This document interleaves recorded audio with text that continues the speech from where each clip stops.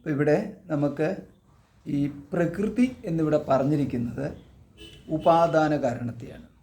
അപ്പോൾ സാധാരണ ഈശ്വരൻ എന്ന് പറയുമ്പോൾ നമ്മൾ നിമിത്തകാരണമായിട്ടാണ് എടുക്കുക. പക്ഷേ ഇവിടെ ഉപാദാന കാരണവും എന്ന് പറയുമ്പോൾ, അപ്പോൾ ഈശ്വരൻ ഉപാദാന കാരണം എന്ന് പറയുമ്പോൾ പിന്നെ അത് ബ്രഹ്മം തന്നെയാണ് എന്ന് സാരം. സാധാരണഗതിയിൽ നമ്മൾ ഒരു ഈ വേദാന്തത്തിൻ്റെ ജ്ഞാനത്തിൻ്റെ തലത്തിലേക്ക് വേദാന്തത്തിൻ്റെ കുറച്ച് ശ്രവണം നടത്തുന്നത് കൊണ്ട് ജ്ഞാനം ഉണ്ടാവണമെന്നില്ല. പക്ഷേ ഒരു ജ്ഞാനത്തിൻ്റെ തലത്തിലേക്ക് വന്നു കഴിയുമ്പോഴാണ് ഈ എല്ലാത്തിനെയും വ്യത്യസ്തമായിട്ട് കാണാൻ തുടങ്ങുന്നത്. അപ്പോൾ അതുവരെയും, അതായത് ബ്രഹ്മത്തെയെന്നും ഈശ്വരനെന്നും ഒക്കെ അതിന് പറയുന്നുണ്ടെങ്കിൽ കൂടിയും അങ്ങോട്ട് ഉള്ളിലോട്ട് കയറത്തില്ല. ഉള്ളിൽ ഇരിക്കുന്നത് സാധാരണ ജ്ഞാനം പൂർണ്ണമായ ജ്ഞാനം കിട്ടുന്നതിന് മുമ്പ് വരെയുള്ള ആ ഒരു സ്ഥിതി എന്ന് പറയുന്നത്, ഉള്ളിൽ നമുക്ക് ഈശ്വരനെക്കുറിച്ചൊന്നും ബ്രഹ്മത്തെക്കുറിച്ചൊന്നും ഒക്കെ പറയുമ്പോൾ ഒരു ആർത്തൻ്റെയും അർത്ഥാർത്ഥിയുടെയും തലത്തിലുള്ള ഈശ്വരനാണ് കിടക്കുന്നത് എന്ന് പറഞ്ഞു കഴിഞ്ഞാൽ, രക്ഷയും ശിക്ഷയും നൽകുന്നതായ ഒരു ഈശ്വരൻ, അങ്ങനെയുള്ള ഒരു ഈശ്വരനാണ്. പിന്നെ രക്ഷിക്കൂ എന്ന് നമുക്ക് പോയി പറയാൻ, അതേമാതിരി ഈശ്വരൻ്റെ ശിക്ഷയാണ്, ഈശ്വരൻ ശിക്ഷിക്കുന്നതാണ് എന്ന് പറയാൻ വേണ്ടിയിട്ട്, എല്ലാത്തിൻ്റെയും നമുക്ക് ആ ഒരു സമാധാനം കിട്ടാത്തത് മുഴുവനും അവിടെ അത് മുഴുവൻ ഈശ്വരൻ്റെ ലീലയാണെന്ന് പറയാൻ, ഇങ്ങനെ നമുക്കറിയാത്തത് മുഴുവൻ ഈശ്വരൻ്റെ ലീലയാണെന്ന് പറയുക. പിന്നെ നമുക്ക് ആവശ്യമുള്ളതിന് നമ്മൾ ആവശ്യപ്പെടുക, അപ്പോൾ ആർത്തനായി, അർത്ഥാർത്ഥിയായി. പിന്നെ നമ്മുടെ ദുഃഖങ്ങളും പരാധീനതകളും ഒക്കെ പറയാനുള്ള ഒരു ഇരിപ്പിടം. പിന്നെ നമുക്ക് ദുഃഖങ്ങളെല്ലാം മാറ്റിത്തരും എന്ന് ഉള്ള ഒരു ആശ്രയസ്ഥാനം. ഇങ്ങനെയൊക്കെയുള്ള ആ ഒരു രീതിയിൽ ഈശ്വരൻ എന്ന് പറഞ്ഞു കഴിഞ്ഞാൽ നമുക്ക് ഒരു സർവശക്തിമാനും സർവജ്ഞനും സർവവ്യാപിയും ഒക്കെ ആയിട്ടുള്ള ഒരു ചേതനാരൂപനായിട്ടുള്ള ചേതനാവാൻ എന്നുള്ളതാണ്. കേവല ചൈതന്യം എന്നുള്ളതല്ല, പകരം ചേതനാവാൻ എന്നുള്ള രീതിയിൽ ഉള്ള ഒരു സങ്കല്പത്തിലാണ് നിൽക്കുന്നത്. അപ്പോൾ അവിടെയാണ് ഈശ്വരൻ വരുന്നത്. അപ്പോൾ ആ ഈശ്വരന് ചുരുക്കത്തിൽ പറഞ്ഞു കഴിഞ്ഞാൽ ഇങ്ങനെയാണ്, ഭക്തന്മാരുടെ തലമെന്ന് പറയുന്നത് ആർത്തൻ്റെയും അർത്ഥാർത്ഥിയുടെയും തലത്തിൽ നിൽക്കുന്നു. പിന്നെ അവരാവശ്യപ്പെടുന്ന രീതി എന്ന് പറയുന്നത് ശിക്ഷയും രക്ഷയും, ഈ രണ്ട് കാര്യങ്ങളാണ്, രക്ഷിക്കുക ശിക്ഷിക്കുക എന്ന് പറയുന്നത്. അപ്പോൾ അവിടെ ഇങ്ങനെ രക്ഷിക്കാനും ശിക്ഷിക്കാനും നിൽക്കുന്ന ആ ഈശ്വരൻ്റെ തലത്തിൽ നിന്ന് ഒരല്പം കടന്ന് ഈ പ്രപഞ്ചോത്പത്തിയെക്കുറിച്ചൊക്കെ ചിന്തിക്കുന്ന ഘട്ടത്തിലാണ് ഈശ്വരൻ ആണ് പ്രപഞ്ചത്തെ സൃഷ്ടിച്ചത് എന്ന രീതിയിൽ സൃഷ്ടാവെന്നും കൂടി എടുക്കും. അപ്പോൾ രണ്ടാമത്തെ തലത്തിലേക്ക് വരുമ്പോഴാണ്, അവിടെയാണ് നമ്മൾക്ക് ഈ ഒരുപാട് തത്വചിന്തകന്മാരെ കാണുകയും ഉപദേശകന്മാരെയൊക്കെ കാണുകയും ചെയ്യുന്നത്. ഈശ്വരനാണ് പ്രപഞ്ചത്തെ സൃഷ്ടിച്ചത് എന്ന പ്രയോഗങ്ങൾ നടത്തി കടന്നു പോകുന്ന ആൾക്കാരുണ്ട്. ആ ഈശ്വരൻ എങ്ങനെയൊക്കെയാണ് പ്രപഞ്ചത്തെ സൃഷ്ടിച്ചത് എന്നൊരു ചെറിയ വ്യാഖ്യാനം നൽകി കടന്നു പോകുന്ന ആൾക്കാരുണ്ട്. അപ്പോൾ ഇങ്ങനെയൊക്കെ വന്നു കഴിയുമ്പോൾ അവിടെ നമുക്ക് ഒന്നേ കാണുന്നുള്ളൂ, ഈശ്വരനെ എങ്ങനെയോ സൃഷ്ടിച്ചു. അപ്പോൾ അങ്ങനെ സൃഷ്ടിച്ചു, എന്തിൽ നിന്ന് സൃഷ്ടിച്ചു എന്നുള്ളതിനെക്കുറിച്ചൊന്നും ആരും അധികം ചിന്തിക്കാനും പോകുന്നില്ല, ആരും അതിന് ചോദിക്കാനും പോകുന്നില്ല. കാരണം ഈശ്വരൻ സർവശക്തനാണല്ലോ, എങ്ങനെയും സൃഷ്ടിക്കാം എന്നുള്ളത്. അപ്പോൾ അവിടെ ഈശ്വരനെ നിമിത്ത കാരണം എന്ന് പറയും. ഈശ്വരൻ പ്രപഞ്ചത്തിൻ്റെ ഒരു നിമിത്ത കാരണമാണ് എന്നതും കൂടി എടുക്കുന്നു. അങ്ങനെ ഈശ്വരനെ നമ്മൾ സൃഷ്ടാവായിട്ട് കാണുന്നു, അതോടൊപ്പം തന്നെ രക്ഷകനായിട്ട് കാണുന്നു, ശിക്ഷകനായിട്ട് കാണുന്നു, ആർത്തത്രാണപരായണനായിട്ട് കാണുന്നു. ഇങ്ങനെ സർവ്വവിധത്തിലുള്ള ദുഃഖ പരിഹാര ഹേതുവായിട്ട് കാണുന്നു. അപ്പോൾ ഇങ്ങനെ അങ്ങനെ കാണുന്നതിന് ആ ഈശ്വരന് കാണുന്നു എന്നുള്ളൊപ്പം തന്നെ ആ ഈശ്വരനിൽ നിന്ന് ആ അനുഗ്രഹങ്ങൾ നേടാൻ വേണ്ടിയിട്ട് നമുക്ക് ചില പ്രയത്നങ്ങളും ചില പൂജകൾ തന്നെയാണ് പ്രയത്നങ്ങളെന്ന് പറയുന്നത്. അപ്പം പല പൂജകളും ഉപാസനകളായിട്ടെന്നോ അല്ലെങ്കിൽ ഭജനയെന്നോ എന്നൊക്കെ പറഞ്ഞുള്ള പല രീതിയിലുള്ള ഉപായങ്ങളും കൂടെ അവിടെ നമുക്ക് നമ്മുടെ മനസ്സിന് ശരിയെന്ന് തോന്നുന്ന ഉപായങ്ങൾ സ്വീകരിക്കുന്നു. ഈ ഉപായങ്ങൾ സ്വീകരിക്കുന്നതിനെയാണ് ഈ ഉപാസനകളെന്ന് ഓരോരുത്തർ പറയുന്നു. അപ്പം ചുരുക്കത്തിൽ അതെല്ലാം ഓരോ ഉപായങ്ങൾ, ഓരോ മാർഗങ്ങൾ തേടുന്നു. അപ്പം ഇങ്ങനെ വന്നു കഴിയുമ്പോൾ നമുക്ക് പറയാം, ഈശ്വരനെ നിമിത്ത കാരണമായിട്ട് നമ്മൾ കാണുന്നത് കുറച്ച് യുക്തിയോടും കൂടി ചേർന്നിട്ട് നമുക്കത് അത് യുക്തിക്ക് ചേരുന്നതുമാണ്. ഒരു വിശ്വാസത്തിൻ്റെ തലത്തിൽ അത് ന്യായവുമാണ്, എല്ലാ തരത്തിലും ഇത് ഓക്കെയാണ്. അപ്പോൾ അത്ര എത്തിക്കഴിയുമ്പോൾ രണ്ടാമത്തേത് ഈ സൃഷ്ടി സാമഗ്രിയായതും ഈശ്വരൻ തന്നെ എന്ന് പറയുമ്പോൾ അവിടെ സൃഷ്ടിക്കപ്പെട്ടതെല്ലാം ഈശ്വരൻ തന്നെയാണ് എന്ന് പറയുമ്പോഴത്തേക്ക് നമുക്കതൊരു നമ്മൾ വേണമെന്നുണ്ടെങ്കിൽ നമുക്കങ്ങ് സമ്മതിച്ചു കൊടുത്തേക്കും. പക്ഷേ അതങ്ങോട്ട് ഉള്ളിൽ നിന്ന് വരുന്ന ഒരു സമ്മതമായിരിക്കത്തില്ല, അത് പുറത്തേക്ക് വരുന്ന ഒരു പറച്ചിൽ, അത്രയേ ഉള്ളൂ. എല്ലാം ഈശ്വരൻ തന്നെയാണ്. പിന്നെ അതിലും കൂടുതലായിട്ട് പറയുന്നത് എല്ലാത്തിൻ്റെ ഉള്ളിൽ ഈശ്വരനാണെന്ന് പറയുമ്പോൾ കുറച്ചുകൂടി ഒരു സമാധാനമുണ്ട്. അന്തര്യാമി എന്ന് പറഞ്ഞിട്ട്, അപ്പോൾ നമ്മളിത് അന്തര്യാമി ആരാണെന്നൊക്കെയുള്ള ചർച്ചകളൊക്കെ നടത്തുകയും ചെയ്തു. അപ്പോൾ അങ്ങനെ നമുക്ക് ഒന്ന് രണ്ട് കാര്യങ്ങൾ എല്ലാവർക്കും ഒരു ഭക്തനായിട്ടോ അല്ലെങ്കിൽ ഒരു ചെറിയ തോതിലെങ്കിലും ഒരു സാധകനൊക്കെ ആയിട്ടോ ഒക്കെയുള്ള ഒരു വിശ്വാസിയൊക്കെ ആയിട്ടോ ഉള്ള ആൾക്കാർക്ക് സംബന്ധിച്ചിടത്തോളം ഈശ്വരന് സൃഷ്ടാവാണ്, ഈശ്വരൻ രക്ഷകനാണ്, ശിക്ഷകനാണ്, ഈശ്വരൻ അന്തര്യാമിയാണ്, അത്രയും വരെ എത്താം. അപ്പോൾ ഇത് കഴിയുമ്പോഴാണ് അടുത്തത് വരുന്നത് പ്രകൃതിശ്ച എന്ന് പറയുന്നില്ലത്തെ പ്രകൃതിയും ഈശ്വരനാണ് എന്ന്. ഇതാണ് ഇപ്പോഴത്തെ പറച്ചിൽ, പ്രകൃതിയും ഈശ്വരനാണെന്നുള്ളത്. അപ്പം നിമിത്ത കാരണം ഈശ്വരനാണെന്നുള്ളതാണ് ച. പ്രകൃതി ച എന്ന് പറഞ്ഞിട്ടുണ്ടല്ലോ. ച എന്തിനാണ് ഈ ച എന്ന് ചോദിച്ചു കഴിഞ്ഞാൽ അത് പ്രകൃതിയും എന്ന് പറഞ്ഞു കഴിഞ്ഞാൽ മറ്റെന്തോന്നുകൂടി ഉണ്ടല്ലോ. ആ ഒന്ന് എന്ന് പറയുന്നത് നിമിത്ത കാരണമാണെന്നുള്ളത്. അപ്പം പ്രകൃതി എന്നിവിടെ പറഞ്ഞിരിക്കുന്നത് ഉപാദാന കാരണമായിട്ടുള്ളതും ഈശ്വരനാണ് എന്ന്. അപ്പോൾ ഇവിടെ നമ്മൾ ഈശ്വരൻ എന്ന് പറഞ്ഞാൽ ബ്രഹ്മത്തെയാണ് ഉദ്ദേശിച്ചത്, ബ്രഹ്മം തന്നെയാണ് എന്ന്. ഇപ്പോൾ ഈശ്വരൻ എന്ന് പറഞ്ഞതേ ഉള്ളൂ. ബ്രഹ്മമാണ് ഉപാദാന കാരണവും ആയത് എന്ന്. അപ്പം ബ്രഹ്മമാണ് ഉപാദാന കാരണം എന്ന് പറയുമ്പോൾ നമുക്ക് സമ്മതമായിട്ട് തോന്നും. പക്ഷേ ഈശ്വരനാണ് ഉപാദാന കാരണം എന്ന് പറയുമ്പോൾ നമുക്കതങ്ങോട്ട് ഇച്ചിരി പ്രയാസകരമായിട്ട് വരും. അപ്പോൾ ഉപാദാന കാരണം എന്ന് പറഞ്ഞു കഴിഞ്ഞാൽ എന്തിൽ നിന്നാണോ ഈ വസ്തുക്കളെല്ലാം എന്താണോ ഈ വസ്തുക്കളായിട്ടെല്ലാം വന്നത്, അതാണ് ആ ഉപാദാന കാരണം എന്ന് പറയുന്നത്. ഉദാഹരണത്തിന്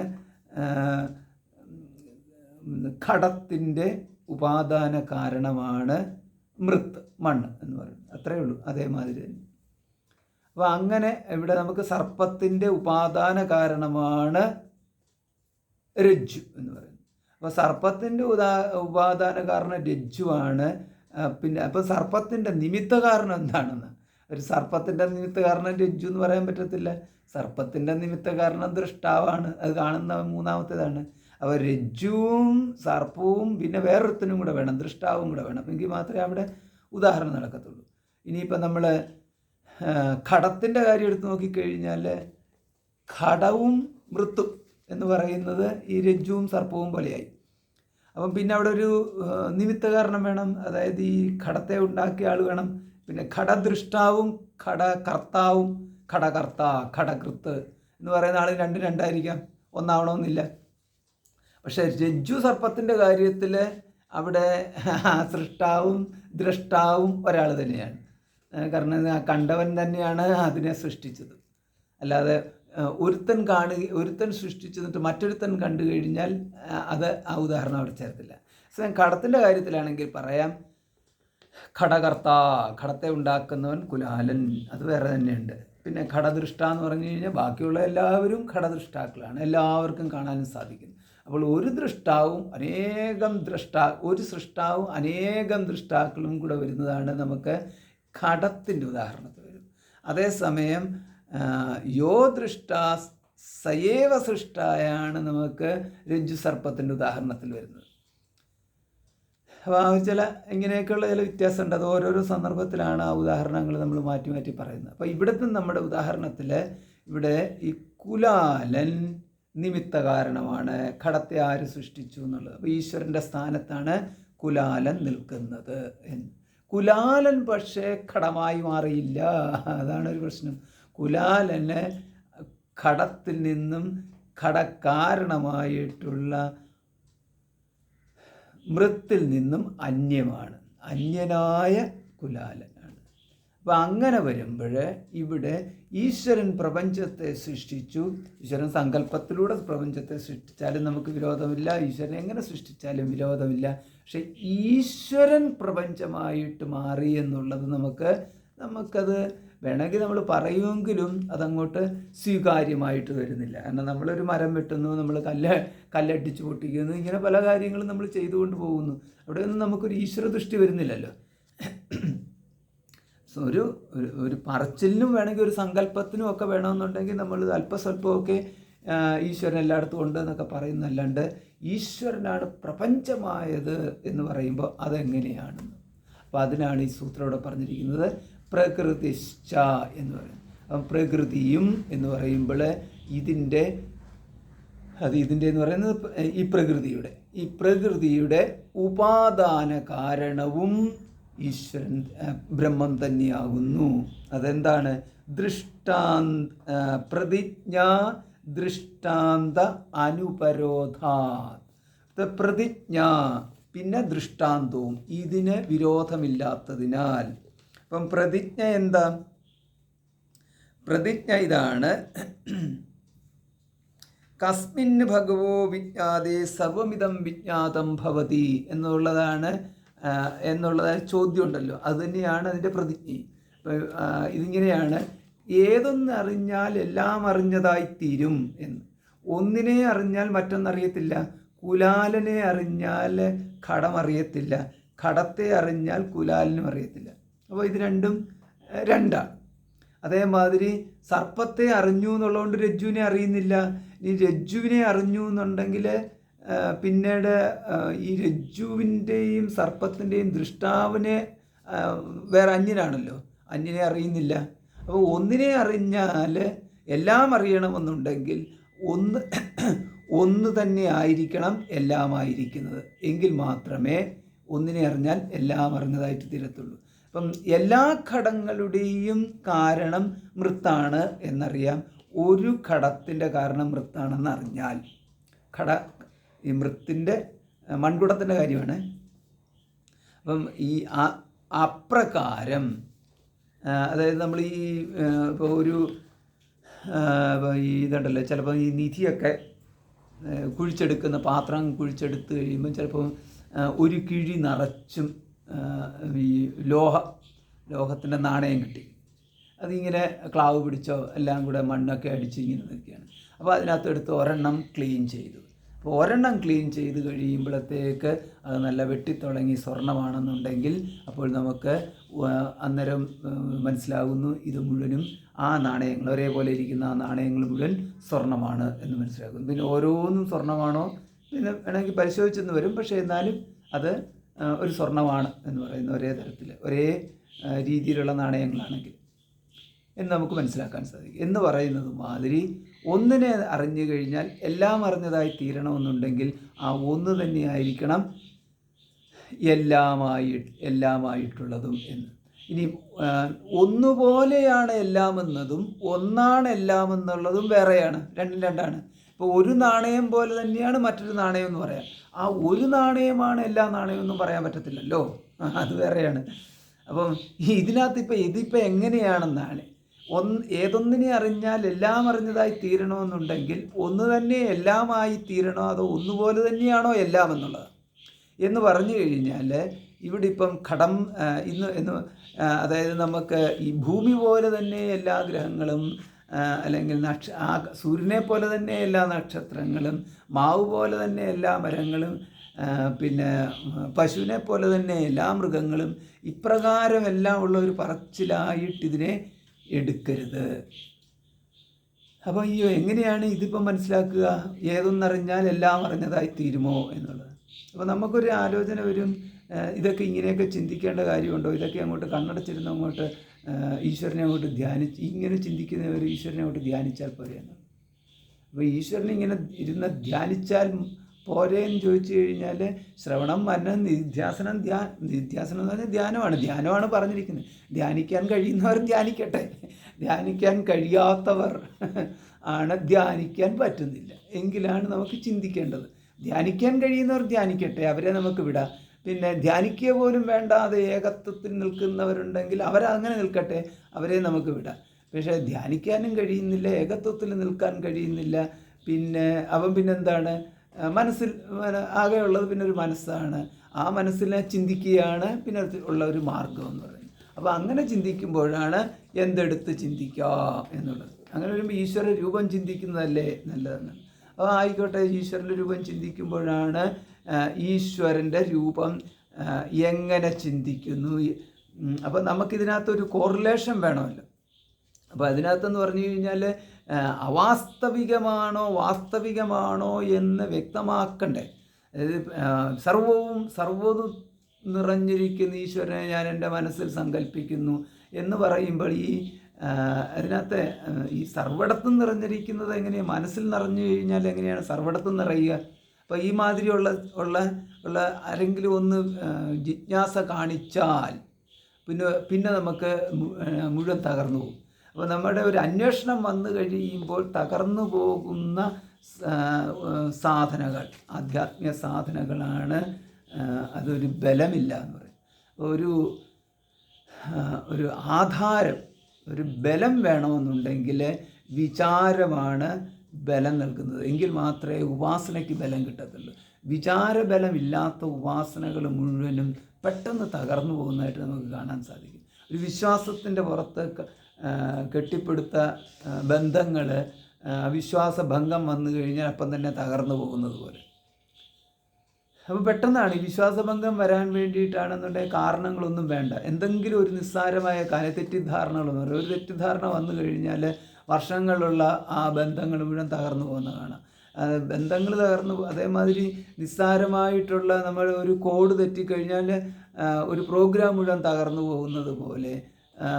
അതേമാതിരി എല്ലായിടത്തും ഒരു സ്വിച്ച് അമർത്തി കഴിഞ്ഞ് കഴിഞ്ഞാൽ പ്ലെയിൻ തന്നെ താഴെ വീഴുന്ന തരത്തിലാണ് പോകുന്നത് പറഞ്ഞാൽ എല്ലാം തകരും. ബാക്കി എന്തെല്ലാം നോക്കുന്നു, 1 2 3 പറഞ്ഞുകൊണ്ട് എല്ലാവരെയും ചെക്ക് ചെയ്യുന്നു, സർവത്ര ചെക്കിങ് മുട്ടുസൂചി വരെയുള്ളതെല്ലാം പരിശോധിക്കുന്നു. പക്ഷേ ഒരു സ്വിച്ച് മുകളിലോട്ട് പോകേണ്ടത് താഴോട്ട് അമർത്തും.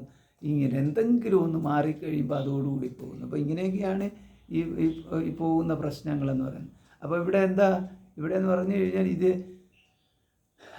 ഒരു ആ തരത്തിൽ ഒരു വിശ്വാസത്തിൻ്റെ പുറത്തോ അല്ലെങ്കിൽ ഒന്നിനെ ആശ്രയിച്ച് നിൽക്കുകയും അതൊന്ന് മാറിക്കഴിഞ്ഞാൽ പിന്നെ എല്ലാം തകരുകയും ചെയ്യുന്ന തരത്തിലുള്ള ഒരു സാധനയാണ് ആധ്യാത്മിക സാധന എന്നുണ്ടെങ്കിൽ മാർഗമാണ് ആധ്യാത്മിക സാധന. ഈശ്വരാന്വേഷണവും ഈശ്വരപ്രാപ്തിക്കുള്ള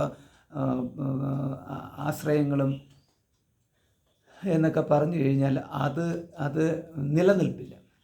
അങ്ങനെയല്ല ശാസ്ത്രം പറഞ്ഞിരിക്കുന്നത്. പക്ഷേ അതിനെ ആശ്രയിക്കുന്നവർക്ക് അതിനൊരു നിലനിൽപ്പില്ല എന്ന് പറയുന്നത്. അവർക്ക് വിശ്വാസം ഉണ്ടാകുന്നു, വിശ്വാസം പോകുന്നു, നഷ്ടപ്പെടുന്നു. അതിങ്ങനെ വന്നും പോയിക്കൊണ്ടിരിക്കും. അടിക്കടിക്ക് കുറച്ച് നാൾ ഒരു ഭഗവാനെ വിശ്വസിക്കും, പിന്നെ അതിന് ശേഷം അത് വിടും.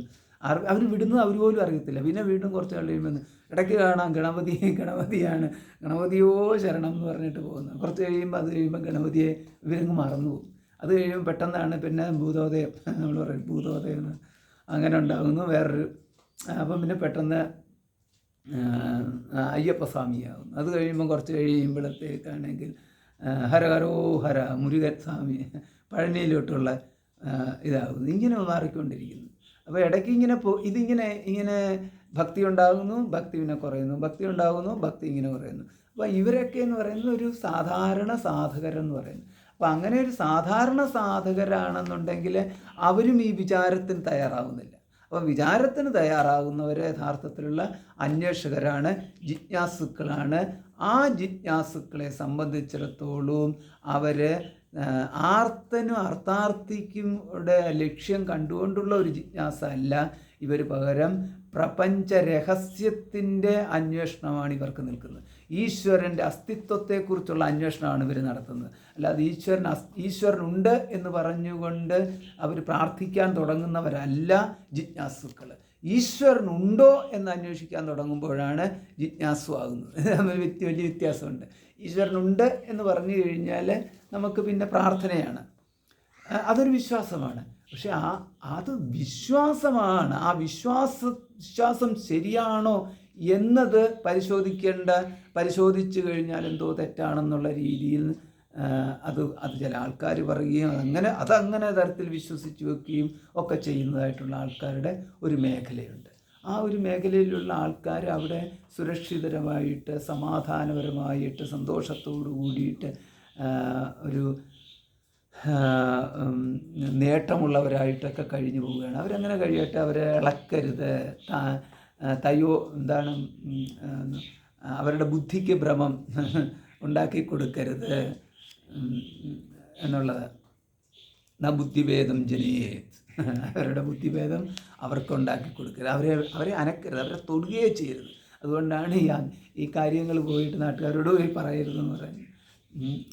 കഴിയുന്നിടത്തോളം ഇത് ഭക്തി പറയാം, നമുക്ക് ഉപാസനകൾ പറയാം, ക്ഷേത്രങ്ങളിൽ പോകുക എന്ന് പറയാം, അവർ ആശ്രയിക്കാൻ പറയാം. അങ്ങനെയുള്ളവരുടെ ആ ഒരു വിഭാഗം ആൾക്കാരെടുത്ത് അതേ പറയാം, ഇത് പറയാൻ പാടില്ല. അപ്പോൾ ഇത് പറയണമെന്ന് പറയുമ്പോൾ ശരിക്കുള്ള ജിജ്ഞാസുക്കളായിരിക്കണം. അപ്പോൾ അങ്ങനെ വരുമ്പോഴാണ് ഇവിടെ ആ ജിജ്ഞാസുക്കളുടെ അന്വേഷണത്തിൽ നിമിത്ത കാരണമായിട്ട് ഈശ്വരനെ കാണുന്നു.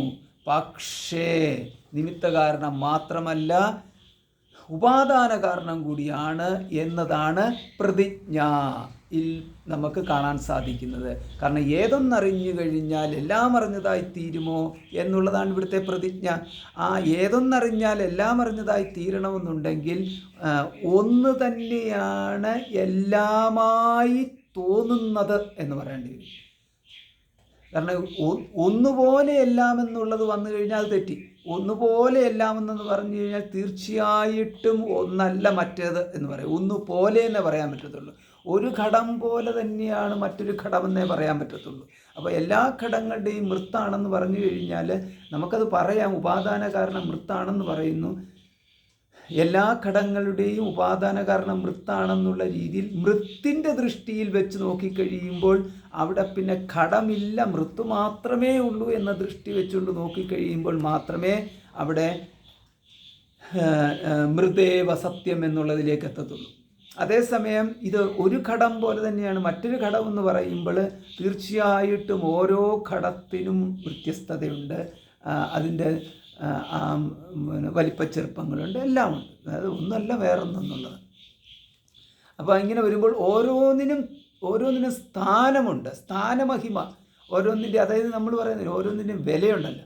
അപ്പോൾ ഒന്നിൻ്റെ വിലയല്ല മറ്റേതിൻ്റെ വില, അത് കൽപ്പിത വിലയാണ്. എങ്കിൽ കൂടിയും ഒന്നിൻ്റെ വിലയല്ല മറ്റൊന്നിൻ്റെ വില എന്ന് പറയുന്നത്, ഒന്നിൻ്റെ ഉപയോഗമല്ല മറ്റൊന്നിൻ്റെ ഉപയോഗം എന്ന് പറയുന്നത്. അപ്പോൾ ഇങ്ങനെ പലതും ഉണ്ടല്ലോ. അപ്പോൾ പിന്നെ അതിപ്പോൾ നമ്മൾ ഇതിനകത്ത് പറയും ഒന്ന് ഭംഗിയുള്ളതായി, ഒന്നത്രയും മറ്റേത് അത്രയും ഭംഗിയില്ലാത്തതായിട്ടുണ്ട്.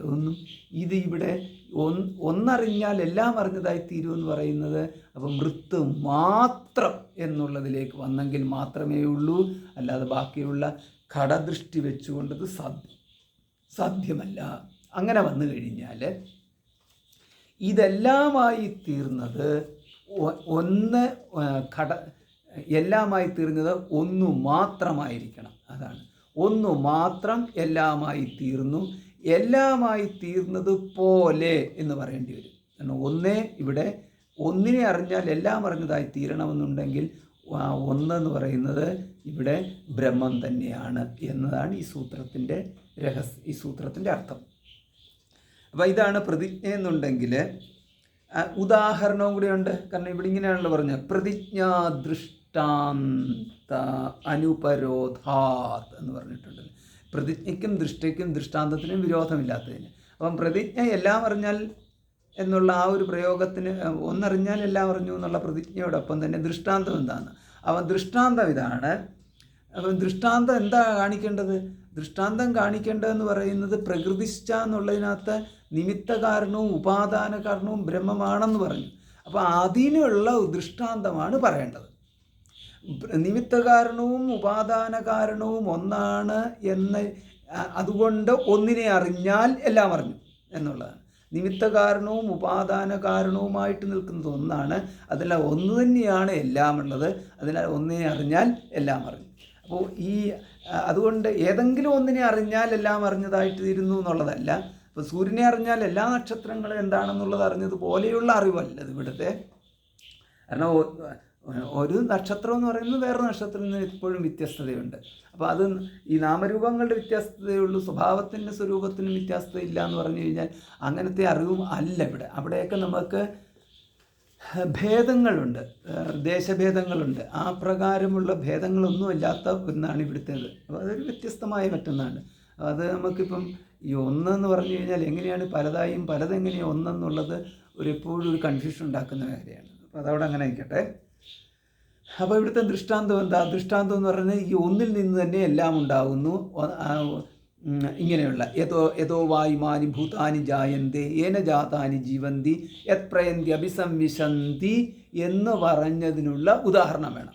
ഏതൊന്നിൽ നിന്നെല്ലാം ഉണ്ടായോ, ഏതൊന്നിനാൽ എല്ലാം നിലനിൽക്കുന്നോ, ഏതൊന്നിലേക്ക് എല്ലാം ലയിച്ചു ചേരുന്നോ ആ ഒന്ന് തന്നെയാണ് എല്ലാം. അതുകൊണ്ട് ആ ഒന്നിനെ അറിഞ്ഞു കഴിഞ്ഞാൽ എല്ലാം അറിഞ്ഞതായിത്തീരുന്നു എന്നുള്ളതാണ്. അപ്പോൾ അങ്ങനെ വരുമ്പോൾ ഉദാഹരണം എന്താ? ഉദാഹരണം ഇതാണ്: യഥാ പൃഥിവ്യാം ഓഷധയ സംഭവന്തി. എപ്രകാരം പൃഥിവിയിൽ നിന്ന് ഓഷധികൾ സംഭവിക്കുന്നുവോ എന്ന്. അപ്പോൾ അതിനെന്താ, ഉദാഹരണത്തിന് എന്താ പ്രത്യേകതയുള്ളത്? പ്രത്യേകത എന്ന് പറയുന്നത് അചേതനത്തിൽ നിന്ന് ചേതന ഉണ്ടാകുന്നു എന്നുള്ളത്. പൃഥിവി അചേതനമാണ്, ഓഷധികൾ ചേതനയാണ്. അചേതനത്തിൽ നിന്നും ചേതന എന്നുള്ള ഒരു സങ്കല്പം ഉണ്ടായി. യഥാ പൃഥിവ്യാം ഓഷധയ സംഭവന്തി എന്നുള്ളത്. അപ്പോൾ പൃഥിവിയിൽ നിന്ന് ഓഷധികൾ ഉണ്ടാകുന്നത് പോലെ തന്നെ ഉദാഹരണമാണ് അന്നാദ്ഭൂതാനി ജായന്തി എന്ന് പറയുന്നത്. ഇപ്പോൾ നമ്മൾ അന്നത്തിൽ നിന്ന് ഭൂതങ്ങൾ ഉണ്ടാകുന്നു. അന്നം ജഡമാണ്, പക്ഷേ ഭൂതങ്ങൾ എന്ന് പറയുമ്പോൾ നമ്മുടെ ശരീരമെത്തി. അപ്പോൾ ശരീരത്തിൻ്റെ തലത്തിൽ നോക്കിക്കഴിയുമ്പോൾ അത് ചേതനയോട് കൂടിയിട്ടുള്ള ജീവനുള്ള ശരീരമാണ്. അപ്പോൾ അചേതനമായ അന്നം എങ്ങനെയാണ് ചേതനാരൂപമായ അന്നമായിട്ട് മാറി, അചേതനമായ അന്നം എങ്ങനെയാണ് ചേതനാരൂപമായ ദേഹമായിട്ട് മാറിയത് എന്നുള്ളത്. അതാണ് യഥാ പൃഥിവ്യാമോഷതയ സംഭവന്തി എന്ന് പറഞ്ഞ ഒരു ഉദാഹരണം ഉണ്ടല്ലോ. അപ്പോൾ ആ ഉദാഹരണം അവിടെ കിടക്കട്ടെ.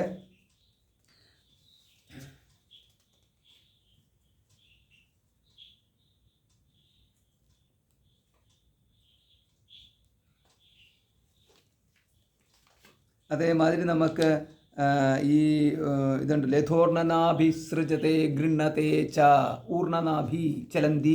എപ്രകാരമാണോ അതിൻ്റെ വലയെ സൃജതി ഗൃണ്ണതേച്ച, അതിനെ സൃഷ്ടിക്കുകയും പിന്നീട് തിരിച്ചെടുക്കുകയും ചെയ്യുന്നത്. അപ്പം തിരിച്ചെടുക്കുക എന്ന് പറയുമ്പോൾ നമ്മൾ ഈ ചില ചലന്തികളുണ്ടല്ലോ, നേരെ നമ്മൾ ഈ മുകളിൽ നിന്ന് താഴോട്ട് ഒരു നൂലിങ്ങോട്ട് ഇറങ്ങി വരും. ആ നൂല് അതുണ്ടാക്കി വരുന്ന നൂലാണ്.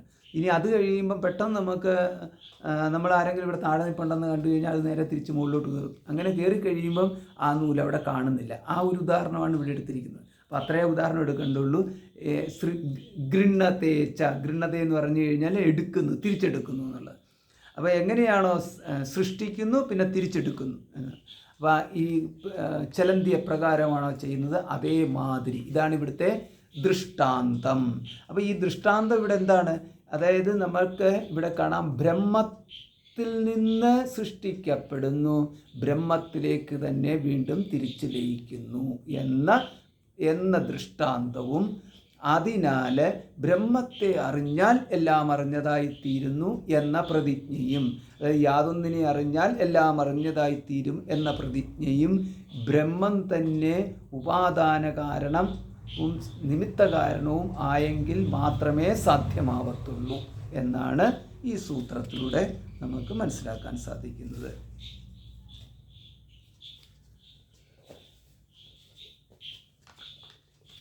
പിന്നെ അതിനെ സംബന്ധിച്ചിടത്തോളം അപ്പോൾ അത് ചില ഉദാഹരണങ്ങളൊക്കെ കൊടുത്തിട്ടുണ്ട്. യഥാ ദുന്ദുഭിർ ഹന്യമാനസ്യ ന ബാഹ്യാൻ ശബ്ദാൻ ശക്നുയാത് എന്ന്. അതായത് ഈ ദുന്ദുബി ശബ്ദം ഉണ്ടായിക്കഴിഞ്ഞാൽ വലിയ പെരുമ്പറ അടിച്ചു കഴിഞ്ഞാൽ, അപ്പം പിന്നീട് അതിൻ്റെ ഇടയ്ക്ക് ആരെങ്കിലും കൊച്ചു കരഞ്ഞു കഴിഞ്ഞാൽ അതൊന്നും വേറെ ആരും കേൾക്കത്തില്ല, എല്ലാ ശബ്ദങ്ങളും അതിനുള്ളിൽ പെട്ടുപോകുന്നു. അതേമാതിരി. അപ്പോൾ അങ്ങനെ അതേമാതിരിയാണ് ഇവിടുത്തെ ഒരു ഉദാഹരണം പറഞ്ഞു എന്ന് മാത്രമേ ഉള്ളൂ. അതേമാതിരിയാണ്. അപ്പോൾ ഒരു ശബ്ദത്തിൽ എല്ലാ ശബ്ദവും അടങ്ങുന്നത് പോലെ എന്ന്. അപ്പോൾ ഇങ്ങനെ ഒന്നിൽ നിന്നാണ് എല്ലാം ഉണ്ടായത് എന്നുള്ളതിനുള്ള ഉദാഹരണത്തിന് വേണ്ടിയിട്ട് അതും കൂടെ പറഞ്ഞു എന്നേ ഉള്ളൂ.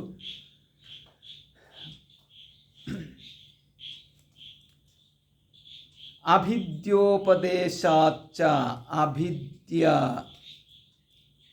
സങ്കല്പം അഭിദ്യ ഉപദേശാച്ച, സങ്കല്പത്തെ ഉപദേശിച്ചിരിക്കുന്നതിനാൽ. അപ്പോൾ എന്താണ് സങ്കല്പത്തെ എന്ന് പറഞ്ഞാൽ? അപ്പം സങ്കല്പപൂർവകമായ സൃഷ്ടിയെ ഉപദേശിച്ചിരിക്കുന്നതിനാൽ എന്ന്. അപ്പോൾ ഇതെന്താണ് ഇതിൻ്റെ സംബന്ധം? മുൻ സൂത്രത്തെയും ഇപ്പോഴത്തെ സൂത്രത്തെയും തമ്മിലുള്ള സംബന്ധം എന്ന് പറയുന്നത് ഇതാണ്.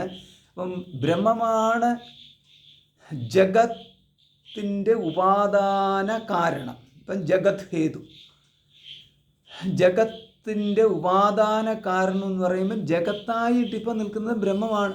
എത്രയേ ഉള്ളൂ. ഘടമായിട്ട് നിൽക്കുന്നത് മൃത്താണ് എന്ന് സാരം. അപ്പം നമ്മളിപ്പം ഘടത്തെ കാണുമ്പോൾ മൃത്തിനെ കാണും. അതേമാതിരി മൃത്തിനെ കാണാതെ ഒരിക്കലും ഘടത്തിനെ കാണാൻ സാധിക്കത്തില്ല. അതും കൂടെ മനസ്സിലാക്കണം. അങ്ങനെ വരുമ്പോൾ ബ്രഹ്മത്തെ കാണാതെ ഒന്നിനെയും നമുക്ക് കാണാൻ സാധിക്കത്തില്ല. അപ്പോൾ ഇതിനകത്ത് ഈ കാണുക എന്ന് പറയുന്നത് പഞ്ചേന്ദ്രിയങ്ങളിലേക്ക് നമ്മളങ്ങോട്ട് എടുത്തു കഴിഞ്ഞാൽ ബ്രഹ്മത്തെ സ്പർശിക്കാതെ ഒന്നിനെയും സ്പർശിക്കാൻ സാധ്യമല്ല, ബ്രഹ്മത്തെ ദർശിക്കാതെ ഒന്നിനെയും ദർശിക്കാൻ സാധ്യമല്ല, ബ്രഹ്മത്തെ ശ്രവിക്കാതെ ഒന്നിനെയും ശ്രവിക്കുക സാധ്യമല്ല, ഇങ്ങനെ ബ്രഹ്മത്തെ രസിക്കാതെ ഒന്നിനെയും രസിക്കുക സാധ്യമല്ല, ബ്രഹ്മത്തെ ഘ്രാണിക്കാതെ ഒന്നിനെയും ഘ്രാണിക്കുക സാധ്യമല്ല. അതായത് മൃത്തിനെ കാണാതെ ഘടത്തെ കാണാൻ സാധിക്കത്തില്ല, സ്വർണത്തെ കാണാതെ ആഭരണത്തെ കാണാൻ സാധിക്കത്തില്ല. അപ്പം ബ്രഹ്മത്തെ കാണുക എന്ന് പറഞ്ഞു കഴിഞ്ഞാൽ അപ്പോൾ അത്രയ്ക്ക് അനായാസകരമാണ്. പഞ്ചഭൂതങ്ങളിലൂടെ ഇന്ദ്രിയങ്ങളിലൂടെ കാണുന്ന പഞ്ചഭൂതങ്ങളും ആയിട്ടും പഞ്ചവിഷയങ്ങളായിട്ടും എന്ത് വേണമെങ്കിൽ പറഞ്ഞു എല്ലാം എന്ന് പറയുന്നത് ഇവിടെ അനുഭവം എന്ന് പറഞ്ഞു കഴിഞ്ഞാൽ ആദ്യ മുന്നിൽ നിൽക്കുന്നത് ബ്രഹ്മം തന്നെയാണെന്നുള്ളതാണ് യാഥാർത്ഥ്യം. അത് നമുക്ക് വിചാരത്തിലൂടെ മാത്രമേ അത് കിട്ടത്തുള്ളൂ. അല്ലാതെ നമുക്ക് എന്നിട്ട് ഞാൻ ബ്രഹ്മത്തെ കാണുന്നില്ലല്ലോ എന്ന് പറയുമ്പോൾ വിചാരത്തിലാണ് ബ്രഹ്മം നിൽക്കുന്നത്, ദൃഷ്ടിയിൽ പ്രകാശമേ ഉണ്ടാകത്തുള്ളൂ. ഇതാണ് അതിൻ്റെ വ്യത്യാസം. ദൃഷ്ടിയിൽ ഘടം നിൽക്കുന്നു, വിചാരത്തിൽ മൃത്ത് നിൽക്കുന്നു. പ്രകാരം നമുക്ക് പറയാം എന്ന് പറഞ്ഞു കഴിഞ്ഞാൽ അതുകൊണ്ട് വിചാരത്തിൽ സങ്കല്പത്തിലാണ് മൃത്ത് നിൽക്കുന്നത്, ഘടത്തിലല്ല എന്ന് പറയരുത്. എവിടെ ഘടമുണ്ടോ അവിടെയാണ് മൃത്ത് നിൽക്കുന്നത്. അപ്പോൾ അങ്ങനെ വന്നു കഴിയുമ്പോൾ നമുക്ക് എവിടെയാണോ രൂപം നിൽക്കുന്നത് അവിടെ തന്നെയല്ലേ ബ്രഹ്മം നിൽക്കേണ്ടതെന്ന്. എവിടെയാണോ രൂപം നിൽക്കുന്നത് അവിടെ തന്നെയാണ് ബ്രഹ്മവും നിൽക്കേണ്ടത്. ആ തരത്തിൽ നോക്കിക്കഴിയും. പിന്നെ അപ്പം ചിലർ പറയാം അങ്ങനെയല്ലല്ലോ, അന്തർഹൃദയത്തിൽ ഹൃദയന്തർവസ്തിയാണ് ബ്രഹ്മവും, പിന്നെ പുറത്ത് രൂപവും നിൽക്കുന്നു. എന്നിട്ട് ആ രൂപത്തിൻ്റെ ഒരു പ്രതിബിംബം മനസ്സിൽ പ്രതിഫലിച്ചിട്ട് ആ പ്രതിബിംബത്തിനെ ഹൃദയത്തിലിരിക്കുന്ന ചേതന പ്രകാശിപ്പിക്കുമ്പോൾ നമുക്ക് ആ പുറത്തുള്ള രൂപം കാണാൻ സാധിക്കുന്നു. ഇങ്ങനെയാണെങ്കിൽ കുഴപ്പമില്ലല്ലോ. ഇങ്ങനെയാണെന്നുണ്ടെങ്കിൽ ഇങ്ങനെയൊക്കെയാണ് നമുക്ക് ചിന്തിക്കാൻ പറ്റത്തുള്ളൂ. അതാണ്. അല്ല, ഇങ്ങനെയൊക്കെ നമ്മൾക്ക് ചിന്തിച്ചെടുക്കാം. ഇതൊക്കെയാണ് നമുക്ക് വലിയ പ്രയത്നം കൂടാതെ അവനവൻ്റെ തലത്തിൽ സങ്കല്പിച്ച് നമ്മളൊരുപാട് പ്രയത്നിക്കുന്നു. എന്നാൽ അതൊട്ട് പ്രയത്നമല്ലതാനും. ശരിക്കും പ്രയത്നം എന്ന് പറയുന്നില്ല, അത് നമ്മുടെ പ്രയത്നം കൂടാതെ സങ്കല്പിച്ചു പോകുന്ന, നമ്മുടെ ബുദ്ധിമുട്ട് കൂടാതെ സങ്കല്പിച്ചു പോകുന്നതിനെയാണ് നമ്മൾ പലപ്പോഴും പ്രയത്നം എന്ന് പറയുന്നത്. അപ്പോൾ അങ്ങനെ ബുദ്ധിമുട്ട് കൂടാതെ നമ്മൾ സങ്കല്പിച്ചു പോകുന്ന ഇങ്ങനെയൊക്കെയുള്ള ചില കാര്യങ്ങളാണ്. രൂപം പുറത്തു നിൽക്കുന്നു, അതിനെ ആസ്പദമാക്കിയിട്ട് അന്ധഃകരണത്തിലൊരു വൃത്തി വരുന്നു, ആ അന്ധഃകരണത്തിലെ വൃത്തിയെ ആത്മാവ് പ്രകാശിപ്പിക്കുന്നു, അപ്പോൾ നാം കാണുന്നു. ഇതൊക്കെ പറയുമ്പോൾ നമുക്ക് സന്തോഷമായിട്ട് തോന്നുന്നത് ശരിയാണെന്ന് തോന്നുന്നു.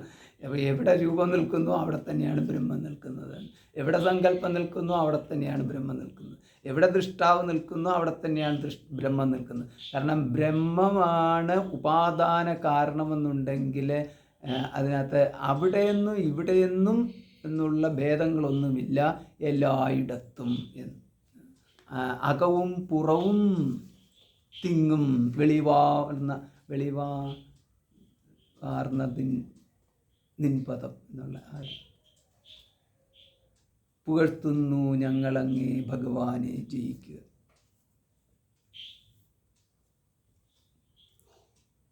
അപ്പോൾ ഇതാണ് അഭിദ്യ. അഭിദ്യ എന്ന് പറഞ്ഞാൽ സങ്കല്പം. അപ്പോൾ എന്താണ് ഇവിടുത്തെ സങ്കല്പം എന്ന് പറയുന്നത്? ആ സങ്കല്പം എന്ന് പറയുമ്പോൾ ഈ ബ്രഹ്മത്തിൽ നിന്നാണ് പ്രപഞ്ചം എന്നുള്ളത് എപ്പോഴും നമ്മൾ ഒരു പ്രയോഗമുണ്ടല്ലോ. അങ്ങനെയാണെങ്കിൽ ബ്രഹ്മമാണ് പ്രപഞ്ചം എന്ന് പറയേണ്ടി വരുമല്ലോ. ഇപ്പം ബ്രഹ്മമാണ് പ്രപഞ്ചം എന്ന് പറഞ്ഞു കഴിയുമ്പോൾ അതെങ്ങനെ ശരിയാകും? ബ്രഹ്മമാണ് പ്രപഞ്ചം എന്ന് പറയുമ്പോൾ നിർവചനം തെറ്റി. സത്യം ജ്ഞാനം അനന്തമാണ്, അത് സത്യമാണ് ബ്രഹ്മം, ജ്ഞാനമാണ് ബ്രഹ്മ, അനന്തമാണ് ബ്രഹ്മം എന്നാണല്ലോ. അല്ലാതെ പ്രപഞ്ചമാണ് ബ്രഹ്മം എന്ന് ഒരു ഉപനിഷത്തിലും ഒരു പ്രയോഗത്തിലും കാണുന്നുമില്ലല്ലോ. പക്ഷേ അങ്ങനെ പറയാൻ പറ്റത്തില്ല. സർവം ഖലു ഇതം ബ്രഹ്മ എന്ന് പറയുന്നു. അപ്പം ഇതം സർവം ബ്രഹ്മ, ഇതെല്ലാം ബ്രഹ്മമാണെന്നുള്ള പ്രയോഗമുണ്ട്. അപ്പോൾ ഇതെല്ലാം എന്ന് പറയുമ്പോൾ പ്രപഞ്ചം എന്നർത്ഥമാണ്. ഇതെല്ലാം സമം പ്രപഞ്ചം, പ്രപഞ്ചം ബ്രഹ്മമാണ്. അല്ലെങ്കിൽ പിന്നെ എങ്ങനെയാണ്? അപ്പം പ്രപഞ്ചം മാത്രമാണോ എന്ന്? പ്രപഞ്ചം മാത്രമല്ല, ദൃഷ്ടാവും കൂടെ അതിനകത്ത് പെടുന്നുണ്ട്. അപ്പം പ്രപഞ്ചവും ദൃഷ്ടാവും എല്ലാം എന്നർത്ഥം. ഇപ്പം സർവം ഖലു ഇതം ബ്രഹ്മ എന്നുള്ള ഇതം സർവം. അപ്പോൾ അവിടെ എടുത്തിരിക്കുന്നത് ഇതം സർവമാണ് എടുത്തിരിക്കുന്നത്. അപ്പം ഇതെല്ലാം എന്നേ ഉള്ളൂ പ്രയോഗം. അപ്പോൾ ഇവിടെ എങ്ങനെയാണ്? ഇതെല്ലാം ബ്രഹ്മമായപ്പോൾ ബ്രഹ്മം സത്യം ജ്ഞാനം അനന്തം ബ്രഹ്മമാകുകയും ഇത് പ്രപഞ്ചം എന്ന് പറയുമ്പോൾ ഒരു പൊരുത്തക്കേടുണ്ടല്ലോ. എങ്ങനെ അങ്ങനത്തേത് എങ്ങനെ ഇങ്ങനെയായി? ഇതാണ് അങ്ങനത്തെ ബ്രഹ്മം. ഏതാണ്? സത്യം ജ്ഞാനം അനന്തമായ ബ്രഹ്മം എങ്ങനെ ഇങ്ങനെ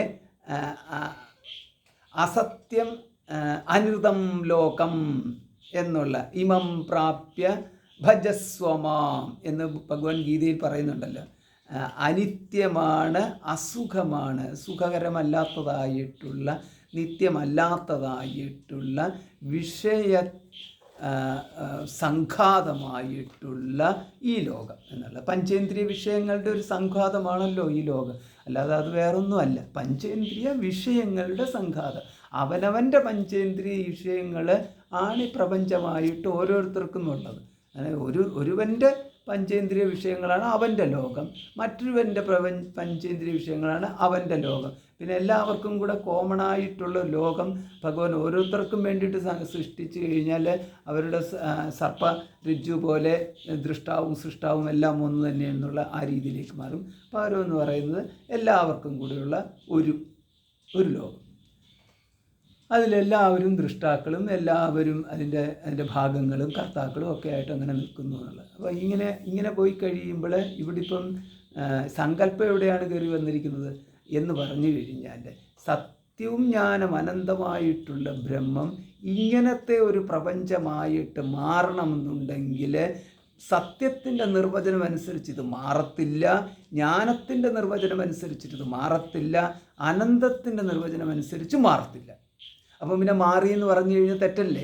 അതായത് സത്യത്തിൻ്റെ നിർവചനം അനുസരിച്ചാണെങ്കിൽ ത്രികാലേ അപിയത്തിഷ്ഠതി എന്നുള്ളതാണ്. അപ്പോൾ 3 കാലത്തിലും മാറാതെ നിൽക്കുന്നത്, അതും കൂടെ ചേർക്കണം. അപ്പോൾ 3 കാലത്തിലും മാറാതെ യാതൊരുവിധ മാറ്റവും വരാതെ നിന്നെങ്കിൽ മാത്രമേ അത് മാറി നിന്നാലോ അത് ശരിയാവത്തില്ലല്ലോ. 3 കാലത്തിലും മാറാതെ നിൽക്കുന്നത് സത്യം എന്നുള്ളത്, നിൽക്കുന്നത് സത്യം. പിന്നെ ജ്ഞാനമാണെങ്കിലോ, ജ്ഞാനം എന്ന് പറയുന്നത് ചേതനയാണ്, ബോധമാണ്. ബോധം അതിന് നേർവിപരീതമാണല്ലോ അചേതനം എന്ന് പറയുന്നത്. പാഷാണാദികൾ എല്ലാം അചേതനമാണ്. അപ്പോൾ അചേതനം നമ്മുടെ പല്ല്, നമ്മുടെ തലമുടി, പിന്നെ കല്ല്, ഇങ്ങനെയുള്ള പലതും. അപ്പോൾ ഇതേമാതിരിയുള്ള ബോധത്തിൻ്റെ നേർ വിപരീതമായിട്ടുള്ള അചേതനമായിട്ട് മാറി എന്ന് പറഞ്ഞു കഴിഞ്ഞാൽ ബ്രഹ്മം ബോധരൂപമായ ബ്രഹ്മം അബോധം അചേതനം ആയിട്ടുള്ള പ്രപഞ്ചമായിട്ട് മാറി എന്ന് പറഞ്ഞാൽ യുക്തിക്ക് യോജിക്കുന്നതല്ല എന്ന് പറഞ്ഞു. ബോധമാണെങ്കിൽ അത് അബോധമായി എന്ന് പറഞ്ഞാൽ അത് തന്നെ സത്തെന്ന് പറയുന്ന നിർവചനവുമായിട്ട് ചേർന്ന് കിടക്കുന്നത്. അപ്പോൾ അതും യോജിക്കത്തില്ല. സത്ത ചിത്ത് രണ്ടും കൂടെ ഒന്നിച്ചാണ് പോകുന്നത്. അപ്പോൾ എന്ന് പറഞ്ഞാൽ ഒരിക്കലും മാറാത്ത സദ്രൂപമാണ്, അത് ചിദ്രൂപമാണ് എന്നാണല്ലോ അതിനർത്ഥം. അത് ഇതേമാതിരി ജഡമായിട്ട് പിന്നെ അനന്തം എന്നുള്ള അടുത്ത പ്രയോഗമുണ്ട്, ആനന്ദം എന്നുള്ള പ്രയോഗമുണ്ട്, ആനന്ദം ബ്രഹ്മയുണ്ട്. അപ്പോൾ അനന്തം എന്ന് പറയുമ്പോൾ പിന്നീട് ഇത് നമ്മളിപ്പോൾ നോക്കിക്കഴിഞ്ഞാൽ സൂര്യൻ അവിടെ നിൽക്കുന്നു, ഭൂമി ഇവിടെ നിൽക്കുന്നു. അതും ഇതും രണ്ടും രണ്ടാണ്, ഒന്ന് വലുതാണ് ഒന്ന് ചെറുതാണ്. അപ്പോൾ ഓരോന്നോരോന്നായിട്ടാണ് നമ്മൾ കാണുന്നത്. ഖണ്ഡ രൂപങ്ങളായിട്ടാണ് നമ്മൾ കാണുന്നത്. അന്തത്തോട് കൂടിയിട്ട് ഓരോന്നിനും അന്തത്തോട് കൂടിയിട്ടാണ് കാണുന്നത്. അനന്തവും അനന്തമല്ല എന്നുള്ളത് എല്ലാം കൂടെ ചേർന്നൊരു അനന്തമാക്കിയാലോ, എല്ലാം കൂടെ ചേർന്ന ഒരു അനന്തമാക്കാനാണ് നമ്മൾ എല്ലാ ആകാശത്തിൽ നിൽക്കുന്നു എന്നുള്ള രീതിയിലാണ് നമ്മൾ അനന്തത്തെ പറയുന്നത്. എല്ലാം കൂടെ ചേർന്ന ഒരു അനന്തവും നമ്മൾ ഒരിക്കലും പറയത്തില്ല. കാരണം ദ്രവ്യങ്ങളെല്ലാം കൂടെ കൂട്ടി വെച്ച് കഴിഞ്ഞാലും അത് മുഴുവൻ ആകാശം മുഴുവൻ നിറഞ്ഞു നിൽക്കുന്ന ദ്രവ്യം അങ്ങനെയൊന്നുമില്ലല്ലോ. ആ ദ്രവ്യം വേറെ, ആകാശം വേറെ. അപ്പോൾ ഇതിനകത്ത് ദ്രവ്യങ്ങൾക്ക് ഒരു അനന്തതയില്ല, ആകാശത്തിന് അനന്തതയുണ്ടെന്ന് പറയുന്നു. പിന്നെ അതേമാതിരി ഇപ്പം നമ്മൾ അഗ്നി എടുത്തു കഴിഞ്ഞാലോ, അഗ്നി എന്ന് പറയുന്നത് ചിലയിടത്തുണ്ട് ചിലയിടത്തില്ല. അപ്പോൾ അങ്ങനെ വരുമ്പോൾ അനന്തത എന്ന് പറയുന്നത് നമുക്ക് പരമാവധി ആകാശത്തിന് മാത്രമേ കൊടുക്കാൻ പറ്റുന്നുള്ളൂ, ബാക്കി ഒന്നിനും കൊടുക്കാൻ പറ്റുന്നില്ല എന്നുള്ളത്. ബാക്കിയുള്ളതെല്ലാം ആകാശത്തിലുണ്ട് എന്ന് വേണമെങ്കിൽ പറയാവുന്നേ ഉള്ളൂ. പക്ഷേ അവയ്ക്കെല്ലാം ഭിന്നമായ ആകാശമല്ലാത്ത അസ്തിത്വമുണ്ട്, പ്രശ്നങ്ങളുണ്ട്. അപ്പോൾ ഇങ്ങനെ വന്നു കഴിയുമ്പോൾ എങ്ങനെയാണ് ബ്രഹ്മം, ഈ പറഞ്ഞ ബ്രഹ്മം സത്ത് ചിത്ത് അനന്തം അല്ലെങ്കിൽ ആനന്ദം എല്ലാം കൂടെ അങ്ങനെയുള്ള ബ്രഹ്മം എങ്ങനെ ഇങ്ങനെയായി എന്ന്. അപ്പോൾ അത് ഇങ്ങനെ ആവത്തില്ല, യഥാർത്ഥത്തിൽ ആവത്തില്ല. പകരം എങ്ങനെയായി? സങ്കല്പത്താൽ. ഇതാണ് സങ്കല്പം എന്ന് പറയുന്നത്, അല്ലാതെ വേറെ ഒന്നല്ല സങ്കല്പം എന്ന് പറഞ്ഞു കഴിഞ്ഞാൽ നമ്മൾ ഏതെങ്കിലും ഒരു സിദ്ധൻ്റെ മായയാണ് എന്ന് വിചാരിക്കരുത്. സിദ്ധൻ മായ കൊണ്ട് ചൂടുള്ള മസാല ദോശ ഉണ്ടാക്കി എല്ലാവർക്കും കൊടുത്തു എന്ന് പറഞ്ഞു കഴിഞ്ഞാൽ അത് എന്ന് പറഞ്ഞു കഴിഞ്ഞാൽ അതൊരു സിദ്ധി. അപ്രകാരം ഈ ഒരു സങ്കല്പത്തിൽ നിന്ന് എടുത്ത് മസാല ദോശ കൊടുത്തതുപോലെ ഒരു സങ്കല്പത്തിൽ നിന്ന് ബ്രഹ്മം ഒരു സങ്കല്പത്തിൽ നിന്ന് ഒരു പ്രപഞ്ചത്തെ ഉണ്ടാക്കി എങ്ങോട്ടോ വിട്ടു. അങ്ങനെ എടുത്തു കഴിഞ്ഞാൽ ശരിയാവത്തില്ല. കാരണം ആ സങ്കല്പം അല്ല ഇവിടുത്തെ സങ്കല്പം. അപ്പോൾ ഇവിടുത്തെ എന്താ സങ്കല്പം എന്ന് പറഞ്ഞാൽ, ഇവിടുത്തെ സങ്കല്പം എന്ന് പറയുന്നത് ഇത് സ്വയം തന്നെ പ്രപഞ്ചമാക്കി, അതാണ് സങ്കല്പം, അല്ലാതെ വേറെ ഒന്നല്ല. സ്വയം തന്നെ മസാല ദോശയാക്കി, അങ്ങനെയാക്കി. സിദ്ധനെ ഇപ്പം മസാല ദോശ സങ്കല്പത്തിൽ നിന്ന് ഉണ്ടാക്കി എടുത്തു കഴിയുമ്പോൾ സിദ്ധം വേറെയാണല്ലോ. അപ്പോൾ ഇവിടെ ഇപ്പം എന്തായി? ഇവിടെ അങ്ങനെയല്ല, ഇവിടെ സ്വയം തന്നെ പ്രപഞ്ചമാക്കി. അപ്പോൾ അതെങ്ങനെയാണ്? സ്വകാമയത ബഹുസ്യാം പ്രജായേയേതി, ഞാൻ ബഹുവാകുന്നേ എന്ന്, ഞാൻ പലതാവട്ടെ എന്ന് സങ്കല്പിച്ചു. അതാണ് ബഹുസ്യാം പ്രജായേയേതി തദൈക്ഷത ബഹുസ്യാം. ഇങ്ങനെയൊക്കെയുള്ള മന്ത്രങ്ങൾ നമുക്ക് കാണാം. അവൻ തദൈക്ഷത, അവൻ ദർശിച്ചു, അപ്പം പലതായി കാണട്ടെ എന്ന രീതിയിൽ അവൻ പലതായിട്ട് കാണട്ടെ എന്ന് ദർശിച്ചു എന്ന് പറഞ്ഞാൽ ഇവിടെ ഇപ്പം എന്താണ്? ഏകമേവ അദ്വിതീയം ബ്രഹ്മ എന്നുള്ളതിനകത്ത് ഏകമാണ്, അദ്വിതീയമാണ്, രണ്ടാമതൊന്നില്ലാത്ത ഏകമാണ്, അദ്വിതീയം ബ്രഹ്മമാണ്. ആ ബ്രഹ്മം, അതായത് അത് വിചാരം ചെയ്ത് അവസാനത്തിൽ എല്ലാം ബ്രഹ്മമാണെന്നറിയുമ്പോൾ മാത്രം ബ്രഹ്മമാകുകയും അതുവരെ എല്ലാം കൂടെ നാനാവിധത്തിൽ ഭേദപ്പെട്ട് കിടന്ന അബ്രഹ്മമായിട്ടും കിടക്കുന്നതല്ല. ഏകമേവ അദ്വിതീയം ബ്രഹ്മ എന്ന് പറയുന്നത് ഇപ്പം അവസാനം ശാസ്ത്രവിചാരത്തിൻ്റെ അവസാനം സത്യസാക്ഷാത്കാരത്തിൽ ഒരുവൻ കണ്ടെത്തുന്ന അപ്പോൾ ഉണ്ടാകുന്ന ഒരു പ്രയോഗമായിട്ട് എടുക്കരുത്. ഇതാണ് പ്രപഞ്ചത്തിൻ്റെ ഉത്പത്തിക്ക് മുമ്പുള്ളത് തന്നെയാണ്. ഏതാ? ഏകമേവ അദ്വിതീയം ബ്രഹ്മ. ആ ഏകമേവ അദ്വിതീയം ബ്രഹ്മ അവിടെ അങ്ങനെ ആയതുകൊണ്ടാണ് ഇവിടെയും ഇങ്ങനെ എന്ന് നമുക്ക് പറയാൻ സാധിക്കുന്നത്. അപ്പോൾ ഇവിടെ ഇപ്പം എങ്ങനെയായി? അപ്പോൾ എന്ന് പറഞ്ഞു കഴിഞ്ഞാൽ ഇങ്ങനെയാണ് അവൻ്റെ സങ്കല്പം. എന്തെന്ന് പറഞ്ഞു കഴിഞ്ഞാൽ ബ്രഹ്മത്തിൻ്റെ. ഇതിപ്പോൾ നമ്മൾ ഈ സംസാരിക്കുമ്പോൾ നമ്മൾ ഈ അവൻ്റെ എന്നൊക്കെയുള്ള പ്രയോഗം നടക്കുന്നു, ഈശ്വരൻ്റെ എന്നൊക്കെയുള്ളതിൻ്റെ അടുത്താണെന്നുണ്ടെങ്കിൽ ഇത് പഴയ ടെക്സ്റ്റുകളിലൊക്കെ നോക്കിക്കഴിഞ്ഞപ്പോൾ നമ്മൾ ചില വ്യാഖ്യാനങ്ങളൊക്കെ വായിക്കുമ്പോൾ അവിടുന്ന്, അങ്ങുന്നിൻ്റെ, അപ്പം നമ്മളിങ്ങനെ പറഞ്ഞു പോകുമ്പോൾ സഹ എന്നുള്ളത് സ ഈശ്വര എന്ന സംസ്കൃതത്തിൽ. അപ്പോൾ അതിൽ നമ്മൾ മലയാളത്തിൽ സാധാരണ മലയാളത്തിലാണെങ്കിൽ അവൻ, സഹ എന്നുള്ളതിന് അവൻ എന്നുള്ളതാണ് പറയുന്നത്. അപ്പോൾ അവൻ എന്നുള്ള പ്രയോഗം നടത്തുന്നു. പക്ഷെ പഴയ മലയാളത്തിലൊക്കെ ആണെങ്കിൽ അങ്ങുന്ന്, അവിടുന്ന്, നിന്തിരുവടികൾ തുടങ്ങിയിട്ടുള്ള പ്രയോഗങ്ങൾ ബഹുമാനപൂർവ്വം. അന്ന് പേടിയായിരുന്നു, അന്നൊരുമാതിരി പേടിച്ചിട്ട് ഇങ്ങനെ ആ തരത്തിലെ അവർ പ്രയോഗങ്ങൾ നടത്തത്തുള്ളൂ. അപ്പോൾ ഇന്ന് നമുക്ക് ആ പേടിയൊക്കെ വെക്കാം, പക്ഷേ ഇന്ന് അത്രയും പേടിക്കേണ്ട കാര്യമൊന്നുമില്ല. കാരണം നമുക്ക് നമ്മൾക്ക് ഇപ്പം അവനെന്ന് വിളിച്ചാലും അദ്ദേഹം എന്ന് വിളിച്ചാലും ഇപ്പം അദ്ദേഹം എന്ന് പറഞ്ഞു കഴിഞ്ഞാൽ സ ആത്മാ സ ആത്മാ തത്വമസി ശ്വേതകേതോ സ ആത്മാ എന്ന് പറഞ്ഞു വെച്ച് കഴിഞ്ഞാൽ അപ്പം ആ ആത്മാ എന്നുള്ള രീതിയിൽ നമ്മൾ എടുക്കുമെന്ന് പറഞ്ഞു കഴിഞ്ഞാൽ അപ്പോൾ അതേമാതിരി അപ്പം സ ഈശ്വര എന്ന് പറഞ്ഞാൽ സാ ഉമാം എന്നൊക്കെയുള്ള പ്രയോഗങ്ങളുണ്ടല്ലോ. അപ്പോൾ അതിനകത്ത് സ ഈശ്വര, അപ്പോൾ അങ്ങനെ വരുമ്പോൾ അദ്ദേഹം ഈശ്വരൻ എന്നുള്ള പ്രയോഗമൊക്കെ നമ്മൾക്ക് മലയാളത്തിലാണ് നമുക്ക് ബഹുമാനം കാണിക്കാൻ വേണ്ടിയിട്ട് നമ്മളിങ്ങനെയൊക്കെ പ്രയോഗിക്കുന്നത്. പക്ഷെ ഹിന്ദിയിലേക്ക് വന്നു കഴിഞ്ഞാലും മറ്റു ഭാഷകളിലേക്ക് വന്നു കഴിഞ്ഞാലും അവനെന്നോ ഒക്കെ പറയുന്നതിനകത്ത് അവർക്ക് യാതൊരു പ്രശ്നമൊന്നുമില്ല എന്നുള്ളത്. തമിഴിലൊക്കെ ആണെന്നുണ്ടെങ്കിൽ നീ എന്ന് പറഞ്ഞു കഴിഞ്ഞാൽ ബഹുമാനപൂർവ്വം തന്നെ നീ എന്ന് പറയാം. അതിനകത്ത് പ്രശ്നമുള്ള കാര്യങ്ങളൊന്നുമല്ല. യു എന്ന് നമുക്ക് ഇംഗ്ലീഷിലാകുമ്പോൾ യു എന്ന് പറഞ്ഞു കഴിഞ്ഞാൽ നീ എന്ന് പറഞ്ഞു കഴിഞ്ഞാൽ മലയാളത്തിലേക്ക് വന്നു കഴിഞ്ഞാൽ നീ. അപ്പോൾ നിങ്ങളെ താങ്കൾ. അപ്പോൾ നമുക്കിതാണ് അതിന് വലിയ ബുദ്ധിമുട്ട്. ആളിനെ അറിഞ്ഞിട്ട് നിങ്ങളെന്ന് വിളിക്കണോ താങ്കളെന്ന് വിളിക്കണോ അബ്ദുന്നെന്ന് വിളിക്കണോ അങ്ങോന്നൊന്ന് വിളിക്കണോ പിന്നെ ഓരോ തരത്തിലാണ്. ചിലടത്ത് ഓരോന്നാണ് ഓരോരുത്തരത്ത്. പിന്നെ യജമാനെന്ന് വിളിക്കണം. പിന്നെ പണ്ടൊക്കെ കാലത്താണെന്നുണ്ടെങ്കിൽ ഈ ഓഫീസുകളിൽ ചെന്ന് കഴിഞ്ഞാൽ ഈ പ്രത്യേകിച്ച് ഈ പോലീസ് സ്റ്റേഷനിലൊക്കെ പോയി കഴിഞ്ഞാൽ അങ്ങൂന്നൊന്ന് വിളിക്കണം. ഇങ്ങനെയൊക്കെയുള്ള പല ഓരോരുത്തരും അവരുടെ രീതിയിൽ അങ്ങനെ ഉണ്ടാക്കി വിട്ടിട്ടുണ്ട്. അപ്പോൾ ഇവിടെ അതൊന്നും എൻ്റെ ഒന്നും ആവശ്യമില്ല. അപ്പോൾ സ ഈശ്വര എന്ന് പറഞ്ഞു കഴിഞ്ഞാൽ ആ ഈശ്വരൻ എന്നുള്ളത്. അപ്പോൾ അവൻ എന്നൊക്കെ പറയുന്നതുകൊണ്ട് ഇവിടെ നമ്മൾ വേറെ അർത്ഥത്തിലേക്കൊന്നും പോകേണ്ട കാര്യമില്ല. ബഹുമാനത്തിന് കുറവൊന്നുമില്ല. അപ്പോൾ അകാമയത, അവൻ അകാമയത, അവൻ സങ്കല്പിച്ചു. ഇവിടെയാണ് അവൻ സങ്കല്പിച്ചു എന്ന് പറയുന്നത്. ബഹുസ്യാം പ്രജായേതി, ഞാൻ പലതായിട്ട് തീരട്ടെ എന്ന്. അപ്പം അങ്ങനെയുള്ള സങ്കല്പം അവിടെ ഉള്ളതിനാൽ അവൻ തന്നെയാണ് ഇതെല്ലാമായി തീർന്നത്. ഇതാണ് പ്രകൃതിശ്ച എന്ന് പറയുന്ന സൂത്രത്തിലുള്ളത്. അതുകൊണ്ടാണ് അഭിദ്യ ഉപദേശാത്ത് എന്ന് പറഞ്ഞാൽ. അഭിദ്യ എന്ന് പറഞ്ഞാൽ അഭിദ്യ സങ്കല്പത്തെ എന്നർത്ഥം, സങ്കല്പം. പിന്നെ സാക്ഷാച്ച ഉഭയാംനാഥ്, സാക്ഷാത് ച ഉഭയ ആംനാഥ് എന്ന്. അപ്പം സാക്ഷാത്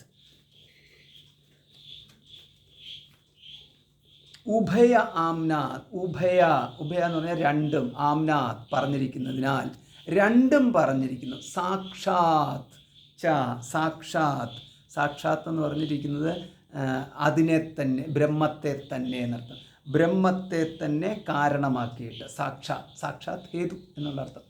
അപ്പം സാക്ഷാത് ബ്രഹ്മയേവ, സാക്ഷാത് ബ്രഹ്മയേവ സാക്ഷാത് ച, അതാണ് സാക്ഷാത് ബ്രഹ്മ എന്നുള്ളത്. സാക്ഷാത്ത് ബ്രഹ്മത്തെ കാരണമാക്കിയിട്ട് ഉഭയ ആംനാഥ്, രണ്ടും പറഞ്ഞിരിക്കുന്നതിനാൽ. എന്താണ് ഈ രണ്ടും പറഞ്ഞിരിക്കുന്നത്? ഉത്പത്തിയും പ്രളയവും പറഞ്ഞിരിക്കുന്നത്. അപ്പം ബ്രഹ്മത്തിൽ നിന്നുദ്ഭവിച്ച് ബ്രഹ്മത്തിൽ ലയിക്കുന്നു എന്നുള്ളത്. അപ്പം ഇവിടെ നമുക്ക് മനസ്സിലാക്കേണ്ട ഒരു കാര്യം, അപ്പം ഘടം മൃത്തിൽ നിന്നുണ്ടായി ഘടം മൃത്തിനാൽ നിലനിന്ന് ഘടം മൃത്തിലേക്ക് തിരിച്ചു ലയിക്കുന്നു. ഒരു പ്രശ്നവുമില്ല. അതേസമയം ഈശ്വരനെ നിമിത്ത കാരണം മാത്രമാക്കി എടുത്തു കഴിഞ്ഞാൽ ഈശ്വരൻ സങ്കല്പം കൊണ്ട് സൃഷ്ടിച്ച ശേഷം പിന്നീട് ഈ സൃഷ്ടിക്കപ്പെട്ടത് നശിക്കുമല്ലോ. അപ്പോൾ ഓരോന്നും അടിക്കടിക്ക് ഇനി നശിച്ചുകൊണ്ടിരിക്കുന്നതല്ലേ. അപ്പോൾ ഇതിനകത്ത് ഇനി അല്ല ആത്യന്തികമായിട്ടൊരു നാശം വന്നെന്ന് വിചാരിച്ചു. നാശം വന്നു കഴിഞ്ഞാൽ അതെങ്ങോട്ട് പോകുന്നു എന്നാണ്. അപ്പോൾ അതിപ്പോൾ എങ്ങോട്ട് പോകുന്നു? ഇപ്പോൾ സൃഷ്ടിക്കപ്പെട്ടവൻ സൃഷ്ടിക്കപ്പെട്ടതിൽ നിന്ന് അന്യമായിട്ടുള്ള ഒരുവനാണെന്നുണ്ടെങ്കിൽ ഈ സൃഷ്ടിക്കപ്പെട്ട ആകാശത്തിൻ്റെ പുറത്ത് ഉള്ള ഈശ്വരൻ സൃഷ്ടിച്ചു. അപ്പോൾ ആകാശവും സൃഷ്ടിച്ചു എന്ന് പറയുമ്പോൾ ആകാശത്തിൻ്റെയും പുറത്തായിരിക്കണമല്ലോ. അപ്പം ആകാശത്തിൻ്റെയും പുറത്തുള്ള ഈശ്വരൻ ആകാശം സൃഷ്ടിച്ചിട്ട് പിന്നെ ബാക്കിയുള്ളതിനെല്ലാം സൃഷ്ടിച്ചു. പിന്നീട് ഇതെല്ലാം നശിച്ചു കഴിയുമ്പോൾ ഈ നശിക്കപ്പെട്ട സാധനങ്ങൾ എങ്ങോട്ട് പോകുമെന്നാണ്. അങ്ങോട്ട് പോകുമെന്ന് പറഞ്ഞു കഴിഞ്ഞാൽ അപ്പം നമുക്ക് അത് നശിക്കപ്പെട്ട ശേഷം ശൂന്യതയിലേക്ക് പോകുന്നു എന്ന് പറയേണ്ടി വരും. അപ്പം ശൂന്യതയിലേക്ക് പോകുമെന്ന് പറയുമ്പോൾ ശൂന്യത്തിൽ നിന്നും, അതായത് സങ്കല്പം എന്ന് പറയുമ്പോൾ അവിടെ കേവല സങ്കല്പം, അതായത് ഉപാദാന കാരണം എന്ന് പറയുന്നത് വെറും സങ്കല്പം മാത്രം. ഉപാദാന കാരണം ബ്രഹ്മമായിട്ടല്ല, പകരം എന്ന് പറഞ്ഞാൽ ഈശ്വരൻ്റെ സങ്കല്പം, കേവല സങ്കല്പം ഉപാദാന കാരണമായിട്ട് എടുത്തു കഴിഞ്ഞാൽ, നമുക്കറിയാം നമ്മളൊന്ന് സങ്കല്പിച്ചു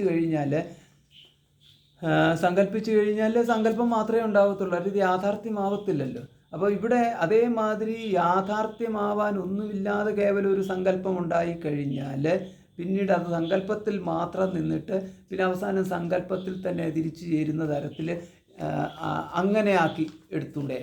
അങ്ങനെ ആക്കി എടുത്തു കഴിഞ്ഞാൽ പിന്നീട് അതിനകത്തൊരു നമുക്ക് ഈ വ്യവഹാരം എന്ന് പറയുന്നത് ഒരു അയഥാർത്ഥം എന്ന് പറയുന്നതിനകത്ത് വെറും സങ്കല്പത്തിന് ഒന്നിനും ഒരു ഭദ്രതയും ഒരു സ്ഥിരതയും ഒരു സത്യവും ഇല്ലാത്ത തരത്തിലായിപ്പോവും. അത് ഇല്ലായ്മയാണല്ലോ, സങ്കല്പം തന്നെ ഇല്ലായ്മയാണല്ലോ. പിന്നെ അന്നേരം പ്രകടമാകുന്നു എന്ന് പറയുന്നതിനകത്ത് നമുക്കൊരു വ്യക്തത, ഒരു അർത്ഥം, പിന്നെ കാര്യകാരണ സംബന്ധങ്ങളോ ഒന്നും നമുക്കങ്ങോട്ട് യോജിക്കാതെ പോകും.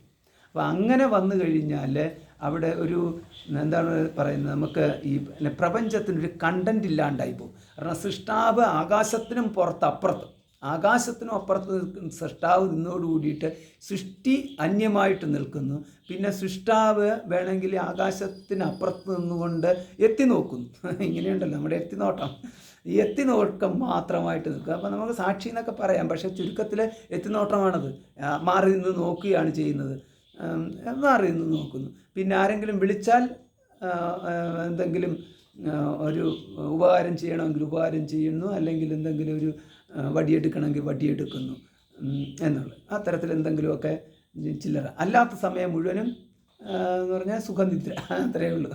സുഖനിദ്ര എന്ന് പറഞ്ഞു കഴിഞ്ഞാൽ മഹാവിഷ്ണു ചെയ്യുന്നത് തന്നെയാണ്. മഹാവിഷ്ണു ഇതെല്ലാം അതിനപ്പുറത്ത് കിടന്നുകൊണ്ട് മഹാവിഷ്ണു യോഗനിദ്ര. ഇനി പരമേശ്വരനാണെന്നുണ്ടെങ്കിൽ പരമേശ്വരനും അപ്പുറത്ത് തന്നെ, കൈലാസത്തിൽ അപ്പുറത്ത് നിന്നുകൊണ്ട് ധ്യാനം, സമാധി ആണ്. ഇനി ബ്രഹ്മാവാണെന്നുണ്ടെങ്കിലോ ബ്രഹ്മാവ് ധ്യാനം ആണ്. എല്ലാവരും ഈ പ്രപഞ്ചത്തിൽ ഒന്നും നോക്കാതെ വിളിച്ചാൽ ഒന്ന് നോക്കും, ചെറിയ തോതിലേ നോക്കത്തുള്ളൂ, വലിയ തോതിലൊന്നും നോക്കത്തില്ല, ചെറുതായിട്ട് നോക്കുന്നു. അപ്പോൾ ഇങ്ങനെ മാറി നിന്നാൽ, അതാണ് സൃഷ്ടാവ് മാറി നിന്നാൽ പിന്നീട് ഇതെല്ലാം ഉണ്ടായില്ലേ. ഈ ഉണ്ടായത് സത്യം ജ്ഞാനം അനന്തം ബ്രഹ്മ എന്ന് പറഞ്ഞുകൊണ്ട് സത്തെന്ന് പറയുന്നത് ബ്രഹ്മമായി. അപ്പം സത്ത് ബ്രഹ്മമായി കഴിഞ്ഞാൽ സത്തിൻ്റെ സങ്കല്പം സത്ത് എന്ന് പറയാൻ പറ്റുമോ എന്ന്? സത്തിൻ്റെ സങ്കല്പം എങ്ങനെയാണ് സത്ത് എന്ന് പറയാൻ പറ്റുന്നത്? സത്ത് എന്ന് പറയുന്നത് സത്താണ്, സങ്കല്പം എന്ന് പറയുന്നത് സങ്കല്പമാണ്.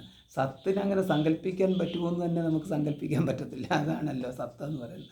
എന്നാൽ സത്ത ഏകമാണ്, അതിന് സങ്കല്പിക്കാനൊരു മനസ്സില്ല. സങ്കല്പിക്കണമെന്ന് പറഞ്ഞാൽ മനസ്സുണ്ടല്ലോ. പിന്നെ അപ്പോൾ എന്താണ് ഇവിടെ സംഭവിച്ചതെന്ന് പറഞ്ഞു കഴിഞ്ഞാൽ ഇത്രയേ ഉള്ളൂ. അപ്പം കാമയത എന്ന് പറഞ്ഞു കഴിഞ്ഞാൽ ഈ സങ്കല്പം എന്ന് പറയുമ്പോൾ എങ്ങനെ വന്നു എന്നുള്ളതാണ്. അതാണ് ഇവിടെ ഈ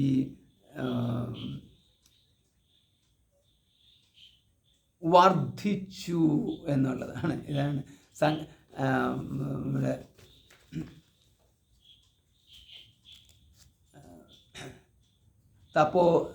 തപോതപ്യത തപസ്തപ്ത്വാ ഇദഗം സർവമസൃജത സതപോതപ്യത. അവൻ തപസ് ചെയ്തു. അവൻ തപസ് എന്ന് പറയുന്നത് ഇത് തന്നെയാണ്. അവൻ തപസ് ചെയ്തു എന്ന് പറയുമ്പോൾ അവൻ സങ്കല്പിച്ചു, എന്നിട്ട് തപോതപ്യത ഇദഗം സർവമസൃജത, ഇത് മുഴുവനും സൃഷ്ടിച്ചു. അപ്പോൾ അവിടെ നമുക്ക് കാണാം ഈ സങ്കല്പം എന്ന് പറയുന്നത് എവിടെയാണെന്ന്. അപ്പോൾ നമ്മൾ ഈ സങ്കല്പം എന്ന് പറയുമ്പോൾ തന്നിൽ നിന്നും പുറത്തുന്ന രീതിയിലൊരു സങ്കല്പവും തന്നെ സങ്കല്പിക്കുന്നതും രണ്ടാണ്. അപ്പോൾ അങ്ങനെ ഇപ്പം നമ്മളൊരു ആനയെ സങ്കല്പിച്ചു, അവനവൻ തന്നെ. അപ്പോൾ ആ സങ്കല്പത്താൽ അവൻ തന്നെ ആനയായി എന്ന് പറയുന്നതും അവനൊരു ആനയെ സങ്കല്പിച്ചു എന്ന് പറയുന്നതും രണ്ടാണ്. അപ്പോൾ നമ്മളെപ്പോഴും സങ്കല്പം എന്ന് പറയുമ്പം ഈ ആനയെ സങ്കല്പിച്ച കാര്യമേ പറയത്തുള്ളൂ. അവനെ തന്നെ ആനയായിട്ട് സങ്കല്പിച്ചു, അപ്പോൾ അവൻ ആനയായി എന്ന് പറഞ്ഞാൽ അവനെ തന്നെ ആനയായിട്ട് സൃഷ്ടിച്ചു എന്ന് പറയേണ്ടി വരും. അപ്പോൾ എന്താണ് അവിടെ ഇപ്പോൾ എന്താ സംഭവിച്ചത്? അവിടെ സംഭവിച്ചതെന്ന് പറയുന്നത് ഇത്രയേ ഉള്ളൂ. അവനിൽ ഒരു ജ്ഞാനവൃത്തി ഉണ്ടായി. ഇതാണ് സങ്കല്പം അവിടെ എന്ന് പറയുന്നത്. ജ്ഞാനവൃത്തിയാണത്, അല്ലാതെ മറ്റൊന്നല്ല. കാരണം ജ്ഞാനവൃത്തി എന്ന് പറഞ്ഞു കഴിഞ്ഞാൽ അതിനകത്ത് മറ്റേ നമുക്ക് ഒരു ഒരു ഒരു ഇപ്പോൾ ആനയെ സങ്കല്പിച്ചു എന്ന് പറയുമ്പോൾ അതിനകത്തൊരു ജ്ഞാനവൃത്തി എന്ന് പറയാൻ പറ്റത്തില്ല, അതൊരു സങ്കല്പവൃത്തി, ഒരു കൽപ്പനയാണ് അവിടെ ഉള്ളത്. അതേസമയം ഇവിടെ അഹമേവ എന്നുള്ള രീതിയിൽ ഞാൻ തന്നെ ആനയെന്ന് പറയുമ്പോൾ അവിടെ എന്ന് പറഞ്ഞാൽ പിന്നീട് അവിടെ ആനയേ ഉള്ളൂ, അല്ലാതെ ആനയെ വേറെ ആനയല്ല, ആന ഒരു സങ്കല്പമായിട്ട് നിൽക്കുകയും ആൾ വേറെയായിട്ട് നിൽക്കുന്നില്ല. അപ്പോൾ അങ്ങനെ വരുമ്പോൾ തന്നെ സങ്കല്പിച്ചു എന്ന് പറയുമ്പോൾ അവിടെ ഒരു ജ്ഞാനവൃത്തിയാൽ അതുവരെയും കേവല ജ്ഞാനമായിരുന്നത് ഇപ്പോൾ ആ ജ്ഞാനത്തിൻ്റെ സ്വഭാവം മാറി. കേവല ജ്ഞാനം എന്ന് പറയുമ്പോൾ കേവല ചിത്ത്, ആ കേവല ചിത്തിൻ്റെ സ്വഭാവം മാറിയിട്ട് അവിടെ സർവജ്ഞാന വൃത്തികളുടെയും കൂടെ യുഗപത് ആവിർഭാവം എന്ന് പറയാം നമുക്ക്. സർവജ്ഞാന വൃത്തികളും കൂടെ, അങ്ങനെ സർവജ്ഞാന വൃത്തികളുടെയും കൂടെ യുഗപത് ആവിർഭാവം വരുമ്പോഴാണ് ചികീർഷത, അല്ലെങ്കിൽ എന്താണ് അതിന് പറയേണ്ടത്, വർദ്ധിച്ചു എന്ന് പറയേണ്ടത്. സതപോതപ്യത എന്ന് പറയുമ്പോൾ അവന് തപസാചീയത്തെ ബ്രഹ്മ എന്ന പ്രയോഗം വരും. തപസ്സിനാൽ അവൻ വർദ്ധിച്ചു. അപ്പം സർവജ്ഞാനവൃത്തികളും കൂടെ, അതായത് ഏകമായ ചിത് വൃത്തി, സർവജ്ഞാന വൃത്തികൾ. അപ്പം അത് ജ്ഞാനവൃത്തിയാണ്, ചിത് വൃത്തി എന്ന് പറഞ്ഞാൽ ജ്ഞാനവൃത്തിയാണ്. അപ്പോൾ ഏകമായ ജ്ഞാനവൃത്തി എന്ന് പറയാൻ പറ്റത്തില്ല, ജ്ഞാനസ്വരൂപം. അപ്പം ജ്ഞാനസ്വരൂപത്തിൽ ജ്ഞാനവൃത്തി അങ്ങനെയും കൂടെ പറയേണ്ടി വരും, കാരണം അത് ജ്ഞാനവൃത്തി എന്ന് പറയുന്നതാണ് ഇവിടുത്തെ സങ്കല്പം എന്ന് പറയുന്നത്. ആ ജ്ഞാനവൃത്തി എന്ന് പറയുന്നത് സർവജ്ഞാനമയം അല്ലെങ്കിൽ സർവജ്ഞാന രൂപം എന്നൊക്കെ പറയാം, സർവജ്ഞത്വം. അപ്പോഴാണ് സർവജ്ഞ സർവവിത്ത് എന്ന് പറയുന്നത്. അപ്പോൾ അവിടെ സർവജ്ഞനും സർവവിത്തുമായിട്ട് വന്നു എന്നത്. സർവവിത്ത് എന്ന് പറയുമ്പോൾ അവിടെ ഇപ്പം കേവല ആണെന്നുണ്ടെങ്കിൽ സർവജ്ഞനായി, സർവവിത്ത് എന്ന് പറയുമ്പോൾ ഓരോന്നിനെ അറിയുമ്പോൾ അവിടെ സർവവിത്തായി. അപ്പോൾ ഒരു ജ്ഞാനം അതുതന്നെ സർവജ്ഞാനമായി. ആ ഒരു ജ്ഞാനം എന്ന് പറയുമ്പോൾ അല്പജ്ഞാനം എടുക്കരുത്, സർവജ്ഞാനമായിട്ടുള്ള അത്, പിന്നെ അത് സർവഭേദജ്ഞാനവും കൂടി ചേർന്നതും കൂടെയായി.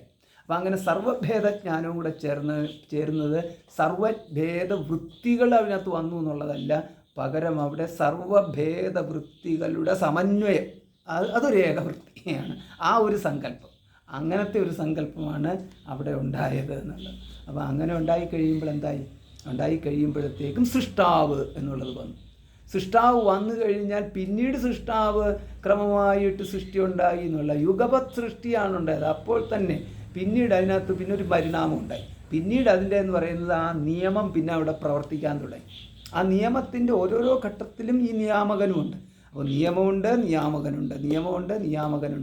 നിയമവും നിയാമകനും എന്തിൽ പ്രവർത്തിക്കുന്നു, ആ ദ്രവ്യവും ദ്രവ്യദാതാവും ആയിട്ടും അവിടെ ബ്രഹ്മം തന്നെയാണുള്ളത് എന്നുള്ളത്. അതായത് ദ്രവ്യദാതാവ് എന്ന് പറയുമ്പം അവിടെ നിമിത്ത കാരണവും ഉപാദാന കാരണം ദ്രവ്യദാതാവും ആയിട്ടും ദ്രവ്യമായിട്ട് പ്രകൃതിയുമായിട്ടും ഒക്കെ ആയിട്ട് അവിടെ നിന്നു എന്ന് പറയും. അപ്പം അങ്ങനെ വന്നു കഴിയുമ്പോൾ ആണ് നമുക്ക് പറയാൻ സാധിക്കുന്നത് സാക്ഷാച്ച ഉഭയ ആംനാത്, അത് തന്നെ സാക്ഷാത് ബ്രഹ്മം തന്നെയാണ് ഉഭയ കാരണാത് എന്ന് പറയുന്നത്.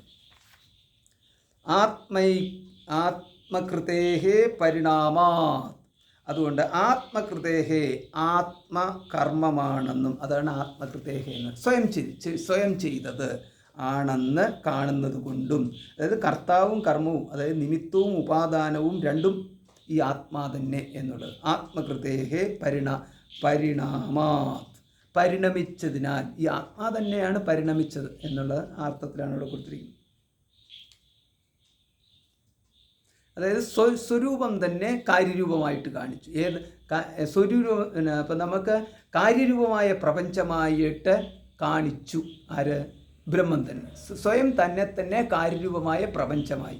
അതാണ് ആത്മകൃതേഹേ എന്ന് പറഞ്ഞത്. പരിണാമാത്, ആത്മകൃതേഹേ പരിണാമാത്. അപ്പോൾ ആത്മകൃതേഹേ എന്ന് പറഞ്ഞാൽ ആത്മാവിൻ്റെ സ്വയം ചെയ്തതിനാൽ, ആത്മകൃത്യം എന്നുള്ള രീതിയിൽ സ്വയം ചെയ്തതിനാൽ എന്നുള്ള കർത്താവും കർമ്മവും ആയിട്ട്, അതായത് ഇവിടെ നിമിത്തവും ഉപാദാന കാരണവുമായിട്ട് ആര് ചെയ്തു എന്ന്? നിമിത്ത കാരണമായിട്ടും ഉപാദാന കാരണമായിട്ടും ബ്രഹ്മം തന്നെ മാറ്റി എന്നുള്ളത്. അതാണ് ഈ പരിണാമാത്ത് എന്ന് പറയുന്നത്. അപ്പം നിമിത്ത കാരണവും ഉപാദാന കാരണമായിട്ട് ബ്രഹ്മം തന്നെ മാറ്റി. അങ്ങനെ മാറ്റുന്നതാണ് അവിടുത്തെ സങ്കല്പം. ആ സങ്കല്പത്തിനെയാണ് നമ്മൾ സൃഷ്ടിഹേതു എന്ന് പറയുന്നത്. അതാണ് സൈക്ഷതായിമാനു ലോകാൻ സൃജായിത്തി എന്ന് പറയുമ്പോൾ. അപ്പോൾ ഇതൊക്കെ ഇങ്ങനെ കൃത്യമായിട്ട് നമുക്ക് പറയാൻ പറ്റുന്നതാണ്. ഇതൊക്കെ എങ്ങനെ കൃത്യമായിട്ട് പറയാൻ പറ്റുമെന്ന് പറഞ്ഞു കഴിഞ്ഞാൽ ഇവിടെ പറഞ്ഞിട്ടുള്ളത് കൊണ്ടാണ്, ഉപനിഷത്തിൽ പറഞ്ഞിട്ടുള്ളത് കൊണ്ട്. അല്ലെങ്കിൽ നമുക്കിത് ഒരിക്കലും ഇത് അറിയത്തില്ല ഇതിങ്ങനെയാണ് സംഭവിച്ചതെന്നുള്ളത്. അതാണ് തദാത്മാനം സ്വയം അകുരുത, അവനെ തന്നെ ചെയ്തു. തൈത്രീയോപനിഷത്ത് 2:7. സച്ചത്യച്ചാഭവത് നിരുക്തം ച തൈത്രീയം 2:6. അവൻ സത്തും തെച്ച അഭവത്ത്, സത്തായിട്ടും നാമരൂപങ്ങളായിട്ട് മാറി എന്നുള്ളത്. പിന്നെ യോനിശ്ച ഹി ഗീയത്തെ, ഇവൻ തന്നെയാണ് യോനി എന്ന് പറയുന്നു. യോനി എന്ന് പറയുമ്പോൾ കാരണം. അപ്പോൾ ഇതെവിടെയാണ് പറഞ്ഞിരിക്കുന്നത്? കർത്താരമീശം പുരുഷം ബ്രഹ്മയോനിം. നമുക്ക് മുണ്ടകോപനിഷത്ത് 3:1-3 കാണാം. കർത്താരം ഈശം പുരുഷം ബ്രഹ്മയോനിം എന്നുള്ള പ്രയോഗം കാണാം. അതേമാതിരി യദ്ഭൂതയോനിം പരിപശ്യന്തി ധീരാഹ. നമുക്ക് വേറൊരിടത്ത് കാണാം. നമുക്ക് യദ്ഭൂതയോനിം എന്നുള്ള പ്രയോഗം കാണാം. ഭൂതജാലങ്ങളുടെ യോനി എന്നുള്ള കാരണം. പിന്നെ ഇപ്രകാരം നമുക്ക് ഈ യോനി ശബ്ദം, അതായത് പ്രപഞ്ചത്തിൻ്റെ കാരണം എന്നുള്ളത് നമുക്ക് ബ്രഹ്മമാണെന്നുള്ളത് ഈ മാതിരിയുള്ള ഇപ്പം കർത്താരമീശം പുരുഷം ബ്രഹ്മയോനി എന്നൊക്കെയുള്ള ഈ മന്ത്രങ്ങളിലൂടെ നമുക്ക് ഭൂതയോനിം തുടങ്ങിയിട്ടുള്ള രീതിയിൽ കാണാം. അതാണ് യോനിശ്ച ഹി ഗീയത്തെ എന്ന് പറഞ്ഞത്. അപ്പോൾ ഇപ്രകാരം പറഞ്ഞ ശേഷം പിന്നെ അടുത്ത അധികരണത്തിലേക്ക് കടക്കുകയാണ്. സർവവ്യാഖ്യാനാധികരണം എന്ന് പറഞ്ഞു. അപ്പോൾ എന്താണ് സർവവ്യാഖ്യാനാധികരണം എന്ന് പറഞ്ഞു കഴിഞ്ഞാൽ അതിതാണ്. അപ്പോൾ ഇതോടുകൂടിയിട്ട് ഈ ചാപ്റ്റർ അവസാനിക്കുകയാണ്. അപ്പോൾ ഈ ചാപ്റ്റർ അവസാനിക്കുമ്പോൾ പറഞ്ഞു, ഇപ്പോൾ ഇത്രയും നേരം പറഞ്ഞതിനകത്ത് നമുക്കൊരു കാര്യം മനസ്സിലായില്ലേ? എന്താണ് ഇവിടുത്തെ പ്രധാനമായിട്ടും പറഞ്ഞത്? പ്രധാനമായിട്ടും പറഞ്ഞ് അവസാനിപ്പിച്ചത് ഇതാണ്: പ്രപഞ്ചത്തിൻ്റെ നിമിത്ത കാരണവും ഉപാദാന കാരണവും ബ്രഹ്മമാണ് എന്ന് പറഞ്ഞ് അവസാനിപ്പിച്ചു. അങ്ങനെ വരുമ്പോൾ ഈ പ്രപഞ്ചത്തിൻ്റെ കാരണത്തെക്കുറിച്ച് പലരും പല വ്യാഖ്യാനങ്ങളും ഉണ്ടാക്കിയല്ലോ. പല വ്യാഖ്യാനങ്ങളെന്ന് പറഞ്ഞു കഴിഞ്ഞാൽ ഇവിടെ സാഖ്യന്മാർ പറയുന്നത് വേറെ, കണാദന്മാർ പറയുന്നത് വേറെ, പിന്നെ നൈയായികന്മാർ പറയുന്നത് ഇങ്ങനെ ഓരോരുത്തരും അവരുടെ രീതിയിൽ ഒരുപാട് പറയുന്നു. ബൗദ്ധന്മാർ പറയുന്നു. ഇങ്ങനെ പലരും പറയുന്നുണ്ട്. അപ്പം പ്രപഞ്ചത്തിൻ്റെ ഉത്പത്തിയെക്കുറിച്ച് ഇങ്ങനെയൊക്കെയുള്ളതിനെക്കുറിച്ച് ഇതുവരെ ആരൊക്കെ എന്തൊക്കെ പറഞ്ഞിട്ടുണ്ടോ അത് മുഴുവനും ഈ പറഞ്ഞ അതാത് സൂത്രങ്ങളിൽ കൊണ്ടുവന്ന് നമ്മളതിൻ്റെ അർത്ഥം കണ്ടുകൊള്ളണം. ഇതാണ് സർവവ്യാഖ്യാനാധികരണത്തിൽ പറയാൻ പോകുന്നത്. ഏതേന സർവേ വ്യാഖ്യാതാഹ സൂത്രം 28. ഏതേന ഇത്രയും നേരം പറഞ്ഞതുകൊണ്ട്, അപ്പോൾ ഈ ആദ്യം തൊട്ട് ഈ ജന്മാദ്യസ്യ യതഃ തുടങ്ങിയിട്ട് ഇവിടം വരെ പറഞ്ഞിരിക്കുന്ന ഈ സൂത്രങ്ങൾ കൊണ്ട് ഏതേന സർവേ വ്യാഖ്യാതാഹ, അപ്പോൾ സർവേ എല്ലാം വ്യാഖ്യാതാഹ പറഞ്ഞിരിക്കുന്നു എന്ന്. അപ്പോൾ ഇവിടം വരെ കൊണ്ട് ഈ സൂത്രങ്ങളുടെ പ്രതിപാദ്യ വിഷയമുണ്ടല്ലോ, ഈ വിഷയങ്ങൾക്കുള്ളിൽ മറ്റാരെങ്കിലും ഏതെങ്കിലും തരത്തിലുള്ള ഒരഭിപ്രായം കൊണ്ടുവരികയോ ഒരു വാദം കൊണ്ടുവരികയോ ചെയ്തു കഴിഞ്ഞാൽ ഈ സൂത്രങ്ങൾ തന്നെ നമ്മൾ ഉപയോഗിച്ച് അതിനെ ഖണ്ഡിച്ചു കൊള്ളണം. അപ്പോൾ എന്ന് പറഞ്ഞു കഴിഞ്ഞാൽ ഇതിനകത്ത് ഈ പ്രഥമമല്ല ന്യായം ആണ് ഇവിടെ ഉപയോഗിച്ചിരിക്കുന്നത്. പ്രഥമമല്ല ന്യായം ഏറ്റവും ശക്തനെ തോൽപ്പിച്ചു കഴിഞ്ഞാൽ ബാക്കിയുള്ള എല്ലാവരും അതിനുള്ളിൽ പെട്ടുപോയി. അത് പെരുമ്പറ അടിച്ചു കഴിഞ്ഞാൽ ബാക്കി എല്ലാ ശബ്ദങ്ങളും അതിനുള്ളിൽ പെട്ടുപോയി എന്ന് പറഞ്ഞത് മാതിരി ഇവിടെ ഏറ്റവും കടുത്ത വാദങ്ങളാണ് കൊണ്ടുവന്നിരിക്കുന്നത്. ഇതിനകത്ത് എന്ന് പറഞ്ഞു കഴിഞ്ഞാൽ ഇതിനെ അതിക്രമിച്ച് കടക്കാൻ ആർക്കും സാധ്യമല്ലാത്ത തരത്തിൽ സൃഷ്ടാവായതും സൃഷ്ടി സാമഗ്രിയായതും ബ്രഹ്മമാണെന്നുള്ളത് സമർത്ഥിച്ചിരിക്കുകയാണ്.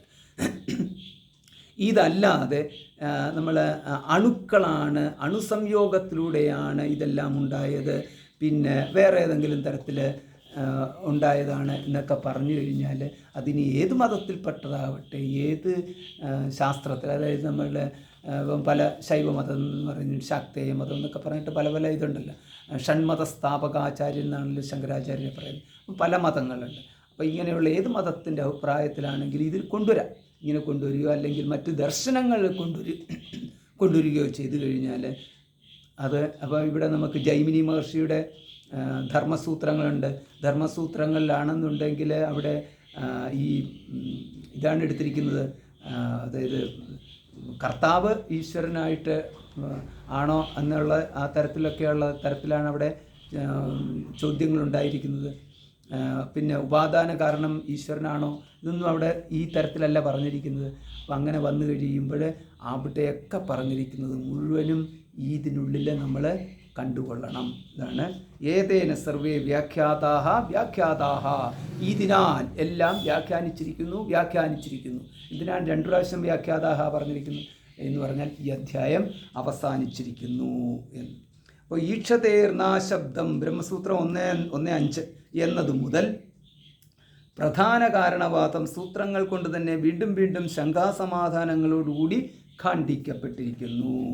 പ്രധാന കാരണവാദത്തിന് അനുകൂലങ്ങൾ എന്ന പോലെ മന്ദബുദ്ധികൾക്ക് തോന്നാനിടയുള്ള ചില ശ്രുതിവാക്യങ്ങളെ അവലംബിച്ചുകൊണ്ടും ചില പ്രധാനവാദത്തെ ആവർത്തിച്ചതുകൊണ്ടാണ് പല സൂത്രങ്ങൾ കൊണ്ട് ആ വാദങ്ങളെയെല്ലാം നിരാകരിച്ചത്.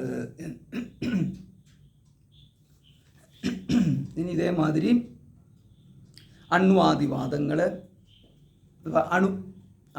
അണുക്കളുടെ സംയോഗത്താലാണ് ഈ പ്രപഞ്ചം ഉണ്ടായതെന്നൊക്കെ പറഞ്ഞാണ് അണ്വാദിവാദം എന്ന് പറയുന്നത്. അപ്പോൾ അങ്ങനെയുള്ള വാദങ്ങളെല്ലാം ഇതിനുള്ളിൽ തന്നെ കണ്ടുകൊള്ളണം എന്ന് പറഞ്ഞാൽ അതിനെല്ലാം ഖണ്ഡിച്ചതായിട്ട് കണ്ടുകൊള്ളണം. പിന്നെ എന്താണ് ഇവിടുത്തെ എന്ന് പറഞ്ഞു കഴിഞ്ഞാൽ ബ്രഹ്മം തന്നെയാണ് നിമിത്ത ഉപാദാന കാരണമായത്, അണുക്കളല്ല എന്ന്.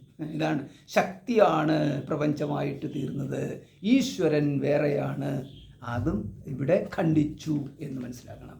പിന്നെന്താ, ബ്രഹ്മം തന്നെയാണ് നിമിത്തകാരണമായി സൃഷ്ടാവായതും സൃഷ്ടി സാമഗ്രിയായതും എന്നുള്ളത്.